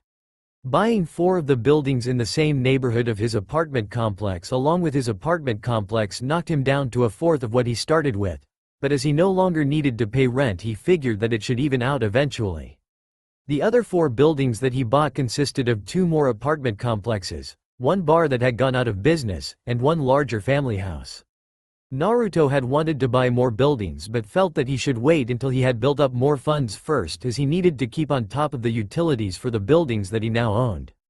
Routing all of the mail and rent payments to the now empty manager's room in the building that Naruto had his apartment in was rather easy for some reason that Naruto couldn't figure out, but he wasn't going to question a good thing. Most of the general repairs that he was now responsible for in the buildings was now done by shadow clones at night, after he had transformed them into other forms. His true transformation jutsu now had 5 base forms that he could modify on the fly with different hair and eye colors, along with him affecting different strides and mannerisms allowed him to keep his clones inconspicuous. Hiruzen could only stare in shock as Tenzo, or Tiger as his Anbu codename was, gave him the report on just what Naruto had been up to over the last 2 months since he had caused a major upheaval in the economy of the Leaf Village. If the amount of profits that Tenzo was reporting were true, then Naruto had made almost as much as 5 S-class missions paid out in a month, when most ninja that could take S-class missions only took 1 or 2 a year because of the mental and death toll aspects of the missions. Hearing just what Naruto had bought with his money had him laughing at the sheer impossibility of what the former owners of the buildings had done. They hadn't wanted to own buildings in the same area that Naruto lived and had put up the buildings at lower than market values, just so that they could buy buildings in other parts of the village to set up their businesses again without the stigma of being near Naruto's apartment. The ironic thing was that they had sold the buildings to Naruto in the first place. Although just what Naruto was going to do with a rundown bar, 3 apartment complexes, and 1 medium-sized family home was truly the question. And if what Tenzo had heard was correct, then Naruto planned on buying more buildings in the village. On the other hand, with Naruto buying those buildings and keeping them well maintained and kept the paperwork on them up, then it would at least take a small cut into the amount of paperwork that crossed his desk every day. More than half of the paperwork that crossed his desk was incorrectly filled out reports that needed his signature to have the offender issued a warning that they need to redo parts of their paperwork. Besides, maybe with these businesses on his hands he wouldn't cause any more trouble like he had 2 months ago. More than half of the Merchants Association had been stripped of their possessions entirely, while the other half had had to pay off huge debts to the village coffers because of the stolen and misappropriated funds. In fact, the daimyo had been very displeased with the merchants that had been in charge of the association when the Third Shinobi War had ended, and had ordered their deaths as an example to any others who had thought that stealing from him and the funds that he chose to supply the Leaf Village with. Getting one of the younger villagers that didn't glare at him every time that he saw him to run the shop that Naruto had purchased was almost ridiculously easy. All that he had to do was find out what his job at the time had paid and give him just a little bit more each paycheck. His previous job had been stocking shelves at one of the larger stores that specialized in having just about everything available but mostly carried things that everyone needed consistently. With Naruto's shop, it only carried various produce, and the only stocking that he had to do was pull empty crates off of an area and move them to the back room and open another of the crates in the area. As Naruto had his shadow clones do the restocking every night and the villager only had to move empty crates to the back room, the villager thought that he was getting a much better end of the deal. As Naruto only had to assign a dozen shadow clones to restock the shop every night, and another dozen every week or so to every apartment building, his schedule opened up immensely. He had been able to get in a huge amount of training in comparison to the 2 months that he had run his business himself. His profits weren't coming in nearly as fast as they had been, but considering that he actually had a person other than himself on his payroll did take up some of his profit, but not nearly so much as he would have thought. Part of the training that he was working on was modifying the basic wind chakra exercise that he had found, to learn how to carve good furniture in his attempt to refurnish the bar that he had bought. It had been closed after a bar fight between 3 jonin, and the owner couldn't pay to have the building and furniture fixed. The previous owner had sold off all of the alcohol that he had left in stock and used the funds to repair the building and then sold it. Naruto had in fact been lucky to purchase it when he had, because with it mostly fixed, then another bar owner could move in and open up a second location or have a backup location in case their bar suffered similar damages. Most bars in the Leaf Village has layers of durability seals on almost everything in their establishments and didn't have much to worry about in the damage department, but a fair number that dealt almost exclusively with the civilian population like the one that Naruto now owned didn't take that precaution. It took him 2 weeks to figure out how to carve furniture with wind chakra, and even then most of it wound up being reduced to kindling because of how bad he was at carving. Over the next 2 months his carving skills got good enough that when he actually opened the bar, he could just say that he bought cheaper furniture because of how the last owner had gone out of business. His research clones had also been going through the library searching for information on how alcohol was made. While he got some basic ways to make different types of alcohol, they were really basic and didn't have anywhere close to the taste that the bottles that he had purchased to compare them to. Part of that he guessed was because of the fact that the bottles that he had made hadn't been aged, but he was working on that with one of his sealing failures. The failure that he was working on had caused most of his clones to age themselves out of existence within a second, and when used on a piece of metal in water had caused it to rust out of existence within a minute. So far he had been working on making the aging effect far less pronounced, but he had thought that it might be useful in its unaltered form against ninja when he became one, so it wasn't on his failure list except in that it wasn't even close to what he had been trying to make. Right now he didn't really have any way to make the seal stop except by running out of energy, and even with the least amount that he fed the seal it still would run about a half an hour, which was admittedly better than the hour and a half it had started at. In the end it took another month for him to figure out how to set up the seal to age the sake appropriately for sale without aging the bottle into dust. Still, some of the sake that he had made was extremely potent, while his later experiments were much less potent. Because of his research into what the other bars served, he had also looked into cooking some basic meals to go with the alcohol that he had made.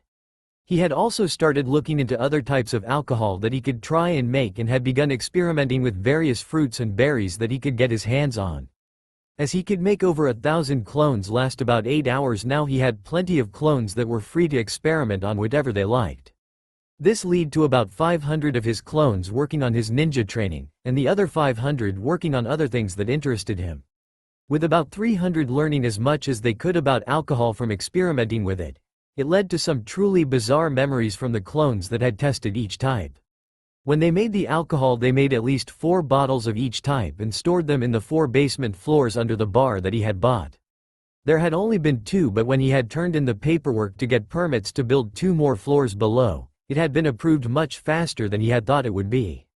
Keeping the recipes to the alcohols that he had made in one of his spare larger scrolls also made sure that they were hard to duplicate. Storing the bottles by number was also a way that he kept them separated. The kinds that his tester clones liked had several dozen bottles made, while he never made more than the 3 extra bottles of the ones that he didn't like. He figured that once he opened his bar, then he could always make more of the ones that he didn't like if anyone who came in to buy them liked them. There were many different types of basic techniques that weren't truly a secret when making alcohol, so the clones that were making it would have things to experiment with for quite a while. He also had to learn how to make the bottles for the alcohol that he was making, and just like the furniture had been, he managed to get the bottles looking like they had been made by someone learning how to make bottles. The barrels of various size and wood also took time to make, but considering that he actually had a ton of clones that were working on learning how to make them, it went much faster than any would suspect. The remainder of the academy year went just as the previous one had, and again Naruto, with the information in the altered books that he had bought, just barely managed to pass. Unlike the previous year, however, this year actually had a high-level demonstration that he could attempt to figure out and learn how to perform. The previous year had had Asumaseru Tobi demonstrating his wind manipulation and cutting a target in half from almost 10 yards away when he channeled a tremendous amount of wind chakra into his chakra blades. Because of the fact that it was just basic manipulation taken to an extreme level, Naruto could learn it, but it would take some time to figure out, along with the fact that he couldn't use it without a blade that could channel his chakra. So he couldn't really learn the previous year's example because chakra blades were extremely expensive, as the materials that were used to make a good one had to be gathered from all across the elemental nations, and the different shinobi villages guarded their resources that made up the chakra metals extremely well. There was some trading that went on because of the fact that most of the villages wanted some of the materials that weren't native to their area, but each material was extremely expensive.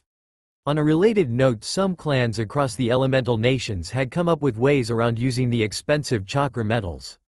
3 of the 7 swordsmen of the Mist Village used swords that had been made by these clans. The sword that Zabuza Momochi used was one of these substitutions, and while it worked well in its setup, it still wasn't even half as good as a similar sword made entirely of chakra metal would have been. This year's demonstration, on the other hand, had been given by the Hokage himself, and he had shown off his Earth-style Great Mud Wall. The demonstration had also included 2 Chunin and a Jonin using the same jutsu, just to show the differences between their mastery of the jutsu. The first 4 hand seals, Naruto recognized because they were one of the failures that he hadn't been able to make anything out of yet. Seeing the hand seals for the whole mud wall made it clear that he had been at once very close and very far from completing the technique. Just seeing 4 people use the same common defensive technique was somewhat enlightening, as it showed just how different their mastery of it was, along with the difference in their chakra reserves. The 2 Chunin made walls that were about 6 feet tall and about 4 feet wide, while the Jonin made a wall nearly twice that size. Hiruzen made a wall that was over 30 feet tall and 20 feet wide. The differences in their use of the jutsu might have also had something to do with the size that they made the wall, because they were showing off the size of the most commonly made the wall when they used it. Spying on Naruto's training had given Hiruzen the idea to do the demonstration at the academy this year, because he hadn't given a display of any of the jutsu that he had mastered in over 10 years. He had seen Naruto use the water dragon that Kakashi had demonstrated 2 years ago, but he had seen the frustration that seemed to come from the clones that were practicing it. Knowing that one of his Jonin and 2 of his Chunin who knew the jutsu were free on the demonstration day, he had asked them to help with the demonstration by showing the differences in the walls that they made. He hoped that by seeing that the same jutsu acting differently in the hands of different shinobi, then Naruto would figure out just why his water dragon was so much different than Kakashi's. His spying on Naruto's recent exploits also had him ordering Bor to get some of the bottles of sake that Naruto had made in bulk, and he had been surprised that it actually passed the poison tests that he had put it under. It actually was sake that was really potent.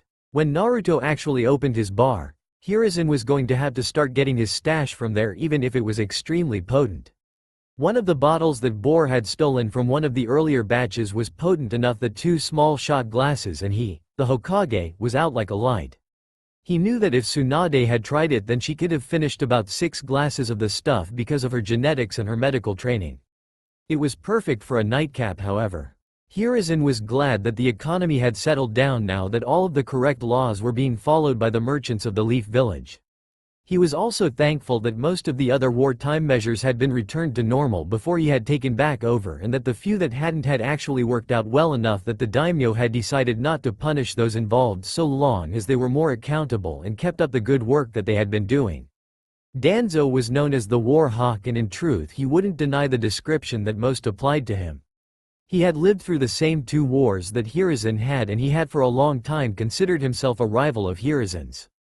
Just after the Kyuubi had attacked, he had tried to get the right to train Naruto to call upon the fearsome power that had been sealed within him and been denied. He had later realized that it may have been for the best, as while he knew how the seal would react to his plans for training Naruto, he didn't know for sure, and he could have released the Kyuubi by accident in his attempt to get Naruto to control its power. He had been thoroughly disappointed in Naruto's performance in the academy until one of the spies that kept an eye on Naruto saw just how much the academy teachers were hindering his learning. He had just decided that if it continued then he would have one of his agents that was part of the normal ninja forces give Naruto some tutoring during the academy breaks when his spies had heard Naruto's declaration toward the end of his first year in the academy. After he had heard that report, he had decided to wait a year to see just what Naruto would do with his declaration and had been shocked at how far he had come. Knowing about how many shadow clones Naruto could make also stopped him from interfering, because right now he was working on making himself a powerful ninja, and already he had made techniques that Danzo would have, though impossible. With his shadow clones, if Danzo felt the need, then he could always assign enough of his agents to sets of Naruto's clones to make up for any lack in his shinobi education. One of the worst things that those who knew Danzo thought about him was that he suppressed all emotion in his agents. While this was mostly true, he had also specially trained some of his forces and hadn't put them through the training to suppress their emotions. Danzo knew better than anyone that something he hadn't foreseen could end his life easily, and that if that were to occur then all of the effort that he put forth in his plans could come to naught. The few agents that he put through his training that didn't have their emotions suppressed were his backup plan in case something happened to him. He hadn't even planned for Naruto to become anything like his agents because he had hoped to groom him into becoming a Hokage that both he and Hiruzen could have been proud of. At this point though, he was relatively happy that his plans for Naruto fell through. After all, while he wasn't the powerhouse that he would have been under Danzo's tutelage, he had created a huge number of techniques that could help the village down the line, and later when he unsealed his parents' cottage where most of their scrolls were, he would undoubtedly become a force to be reckoned with. While he would have liked to have cut in when Naruto began buying up and running businesses, he held his peace because while unorthodox, it was good training for when he became a shinobi. Besides, he was developing ninja skills when he was setting up the businesses. Using the cutting nature of wind chakra to carve furniture was ridiculous because it is almost impossible to control the wind blades that well, but somehow Naruto had managed it, and he only knew the leaf cutting exercise that helped train shinobi in the controlling of the wind element. Naruto didn't know any of the more advanced exercises that would have increased his control over wind chakra to where it wouldn't have been preposterous. On another note, Hiruzen hadn't been the only one to get samples from the larger groupings of sake that Naruto had made, and as Hiruzen had, Danzo had determined that the stuff was perfect for when he couldn't push the memories of all of the blood that he had spilled in his day out of his mind so that he could sleep. Laying in a rather large stock of inventory for the store and moving it there was the first thing that Naruto worked on when it came closer end of his 3rd year at the academy, because he would only be brining in more stock every 2 weeks. He had already informed his employee that he would be making a bit of a trip to set up contracts with his suppliers and that he would arrange for more inventory every other week. In truth, he would just come into the village every other week bringing in more inventory for the store with him. He would also do the general repairs on the apartment complexes when he was in the village. He thanked himself for having the foresight to wait to open the bar until after the break as he practiced cooking and filled out his stock so that he would have an appropriate amount of diversity in his inventory. So far on his experimental types of alcohol, he had only had to throw out 5 different types because they were poisonous. The second thing he had done was to tell the Hokage that he wanted to go camping again this year about a week ahead of time. The Hokage gave Naruto several scrolls that he thought would be useful to his training, with the comment that several of them were more chakra control exercises. This year he was told that he would get to use training ground number 75 as his camping spot. Training ground 75 was rarely used because it was designed to be a place where high-level earth and water jutsu could be taught or learned without doing much damage to the environment. A little over half of the training ground was taken up by a fair-sized rock quarry and a good-sized lake, which was why so little damage was done to the surroundings. The trick was to aim the water jutsu toward the lake while aiming the earth jutsu into one of the walls on the quarry. Naruto already had a whole list of things that he wanted to accomplish on this summer training trip, and while he wasn't sure on where to start, he did know that by the time that he got back the large scroll that was covered in storage seals would be full of alcohol by the time that he got back. Thinking that it would probably help in almost all of the other areas of his training, Naruto started his training with chakra control with a huge number of clones assisting him. Another group of clones continued to experiment with cooking and making alcohol. The first 2 weeks passed fairly quickly, and by the end of them he could hold 7 different rocks on his body with just his chakra. He was having problems moving them, but he was defiantly better than when he had started and accidentally caused a rock to crack from the force of his chakra. He had also tried using chakra to walk up a tree, and while he was sure that it was possible, he hadn't gotten it quite yet. He wasn't quite sure about other people trying his cooking yet, but to him it tasted miles better than it had been. His alcohol had gotten more of the experiments that he wanted to get done out of the way, and while some had turned out well, others had turned out just plain nasty. His quick trip into the village to reload the inventory of his produce store was the longest section of his trip, as he and his clones refilled the stock of the store. Dropping off a dozen clones to clean the apartment buildings was also relatively easy. The next 2 weeks followed similarly, except that he finally pulled out the scrolls that the Hokage had given him this year. Seeing the tree walking exercise in one of the chakra control exercise scrolls was rather funny because he had already been trying to accomplish it. The other dozen exercises were all rather strange compared to the exercises that he had been given the previous year, but as he thought about it, some of them did seem to make more sense. Back when he had been practicing the elemental chakra starter exercises, they hadn't made much sense either. All of the exercises made sense now, but rarely had they made sense before he had done them, and even then he usually had to have a fair amount of clones practicing the exercises with him. Considering the number of clones that he could make and last for over 8 hours now while they were practicing with chakra, he would soon need more things to occupy his time, even with his soon-to-be opened bar. Also considering that he managed to make a couple dozen jutsu at least from each hobby that he had taken up so far, it would probably end up helping his shinobi carrier along later. When he got into the village for his visit on the second week, he was shocked to see that his shop had a sign that said that it was closed as the owner was out setting up new stock. Getting into the shop was easy, and looking through the books revealed reason that the shop was closed easily. About 3 days after he had refilled the stock room in the shop last time, one of the Akamichi had come in, and after taking a quick look around and bought samples of several of the items available. The next day he, along with several of his clansmen, had come to the shop and cleared out the shop of ingredients. The entry in the books also said that the Akamichi had said that they would be back in 4 to 5 weeks if the ingredients maintained their quality throughout the whole batch. Sending out some clones to arrange for extra to be brought into the shop, Naruto wondered if it would help if the Akamichi came back. Fortunately, everything else that he was doing in the village was going well, and he was finished in about 2 hours longer than he had been in the village the previous week. With half of his summer break gone and a little less than 4 weeks until the next year at the academy began, he was hoping to finish with all of the chakra control exercises that he had been given by the Hokage. Already his control was well ahead of where it had been, but he was still having trouble with it. The seal that had been in his books took almost a minute to burn out now, where it had burned out almost instantly before. One of his clones that had been researching seals also managed to make a more sturdy version that burned off extra chakra by forming a line of extra ink away from the seal. The more chakra that he used that the seal didn't need would make the line longer. The seal showed him just how much extra chakra he was using compared to the amount needed.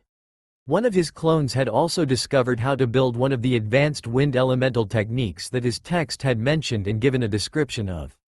Wind release vacuum sphere was a very advanced wind technique, and according to one of his books only had 4 ninja on record that had ever used it with witnesses. 3 of those ninja had belonged to the Hidden Sand Village, while the 4th was Danzo Shimura of the Leaf Village. The vacuum sphere was unlike the other techniques in that instead of cutting or blowing, the air itself was being pushed away from an area in a bubble shape. Because it was a literal void in space, it had some interesting effects when Naruto had tested it. The book that he had found the information in also mentioned several related techniques that Danzo had created. Naruto decided to keep having his clones experiment with the vacuum sphere in the hopes of figuring out more vacuum jutsu, as well as possibly figuring out more jutsu that the chakra practices could apply to. One of his clones' experiments with part of the vacuum sphere led him to inventing the fire-style reclusion flames. The flames of the jutsu came out bright blue and couldn't burn anything but oxygen. At first the technique seems useless, but one of the seals that he had managed to create from getting a look at a much weaker barrier seal would allow only one element to pass it at any one time, and then only the element that it had been set to. So if he set it to only allow the fire element to pass, then he could launch the jutsu into the barrier and drastically reduce the oxygen inside the barrier. The clones that were working on figuring out different types of alcohol had moved on to trying to make wine and were having a fun time failing, because every one of their failures had been turned into a bomb in the quarry. All of the failures had been poisonous so far, so Naruto had no hesitation in using them as explosives. Most other types of alcohol that he was experimenting with had turned out fairly well so far, and the few types that he had purchased samples of in the village to compare to the ones that he had made were helping him iron out some of the flaws in his brews. Only a couple types of the alcohols that he had samples for had been exceeded, and even then Naruto figured that he would have to wait until he opened his bar to see just how they stacked up in his eventual customers' eyes. He was still practicing his wood carving and several other hobbies that he had developed to save money on the restoration of the bar. Wood carving in particular had been added to the list of things for his clones to practice because of the house that he had bought in the village being empty. With it even lacking furniture and appliances, it would take some time to really make it livable. Recently it had occurred to Naruto that he had had a house that he had owned for over 4 months, and he had done nothing more than clean the dust out of it. Getting most of the basic furniture out of the way with his own carving skills would help cut down on the cost some, but unless he picked up a few more skills, there was just some of the things about the house that he couldn't fix. The electricity and water worked just fine to the house, even if they would both need to be looked over. All in all, if what Naruto figured was right, then with just a couple weeks worth of work, along with some new appliances, and he could start working on the security of the house and then move all of his more secretive things there if he didn't just move in himself outright. Naruto's third trip into the village was close to its predecessor in that his produce store had been bought out by the Akamichi again, and one of the showers in one of the apartment complexes had broken that afternoon, so he had to fix it for the tenant. Moving all of the things that he and his clones had made in the last week into their new places had taken more time than what his businesses had taken up, so if he continued making profits like he had been, then he should probably add a few more businesses to the ones that he already owned. Maybe if people liked his food at his bar, he would open his own restaurant next. There were quite a few types of business that he would have to look into in his spare time, and with the number of clones that he could make, he would have a fair bit of spare time. Maybe another one of the businesses that he should buy next was one of the still vacant animal farms on the western edge of the village. About half of the meats that were consumed by the Leaf Village were imported from around the Land of Fire in various forms, but the fair number of farms that were around the edge of the village and interspersed among the training fields were where some of the fresh produce, dairy products, and meat products that the village used came from. For example, all of the eggs used in the Leaf Village came from these farms, along with about 3/4 of the chicken meat. Beef, on the other hand, was imported heavily.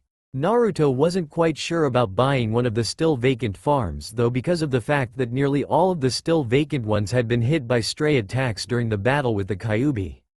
If he did buy one of the farms, then the first thing that he would have to do would be to figure out a way to purify the yokai ruminants that were still present in the area surrounding the farm that he bought though, so he would have to shelf the thought until he figured out a way to do so.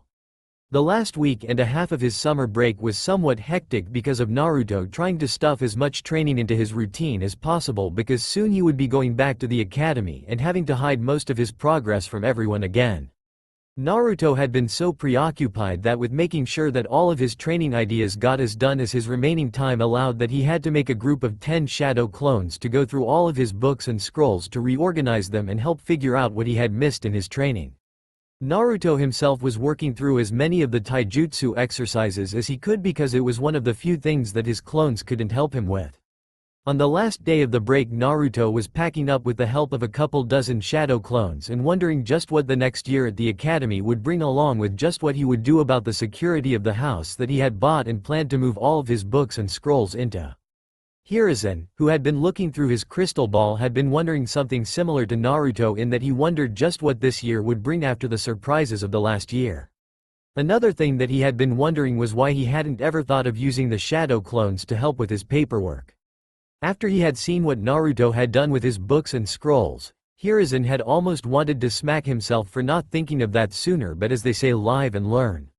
On the off chance that the council had a problem with his new way of handling his paperwork, he had very carefully considered the matter before deciding that he would only ever have the clones put down denials onto the paperwork and that he himself would still read through everything that he approved of. As it should cut down about a third of the time that it took to do the paperwork every day. Maybe he could get in some more training sessions than he had been of late. Come to think of it, maybe he could even give Konohamaru a few private lessons in the staff for when he signed the monkey contract in a few years. Several hours passed as Hiruzen passed off his paperwork mostly to his clones who sorted out denials from within it easily. Hiruzen, however, wasn't paying very much attention because he was reminiscing over the many years in his long life and remembering all of the mistakes that he had made during those years. Danzo was particularly pleased with Naruto's most recent camping trip as Naruto had figured out how to replicate the vacuum sphere, which had been one of the jutsu that he would have taught Naruto if he had been training him. The impressive part had been that he had figured it out mostly on his own and was working on making more jutsu that would be similar to the vacuum sphere. Truly, Danzo knew that if it had been any of his other plans that had fallen through this far, they wouldn't have turned out so well in his opinion. Sometimes he wondered about how things could have gone differently if he had made different choices in life, but had always cut himself off from thinking them all the way through because he didn't want to deal with the repercussions he was sure that the answer would bring. If the general population knew of his actions over the past 30 years, then they would most likely view him on the same level that they viewed Orochimaru. But then there were the sheer number of attempts that he had prevented from starting that could have destroyed their home. Looking back, Danzo could even remember how he had become the way that he was currently. The night that had made him what he was also the night that had ended his shinobi career as well. The night that a stone ninja had killed his wife and son while taking his arm and making sure that he could never father any more children. Many people spoke about the way that he acted, but until they lost what he had lost, then they had no right to judge his actions. Hideki had spent the last week poring over the Uzumaki library for several books on seals that he could give to Naruto without the identifying information that would most likely get him in trouble with the council again. So far he had found 6 books that he could easily give to Naruto without having to worry about him finding information that he wasn't ready for yet. For that matter, his daughter had finally proven herself ready for some of the scrolls that Kushina had made copies of for his family if they became shinobi. 2 of them were labeled for Kunoichi eyes only, so hopefully she would find some useful advice in there because he really dreaded trying to speak with her on those subjects. On another note, Hideki had begun working on one of the sword designs that was similar to the sword that Kushina had carried. It was similar but toned down in a sense because it required what was known as chakra forging. Chakra forging was very simple in that it was just running chakra through a weapon as it was being made, and it also attuned the weapon to the chakra that it had been forged with. Kushina's sword had been special because it had both her chakra as well as a hefty portion of the Kyuubi's chakra used in the forging process. It had made the blade almost unbreakable until she had used it to hold off the very creature that had unknowingly helped make it. The current sword that he was making was mostly just a practice run for when he helped Naruto make the real thing, with a portion of the Kyuubi's chakra reinforcing it just as it had his mother's before her death. Looking out his window led Hideki to thinking that maybe the village was becoming brighter than it had been in a long time. That's all for now. If you enjoy this video, then please like, share and do comments.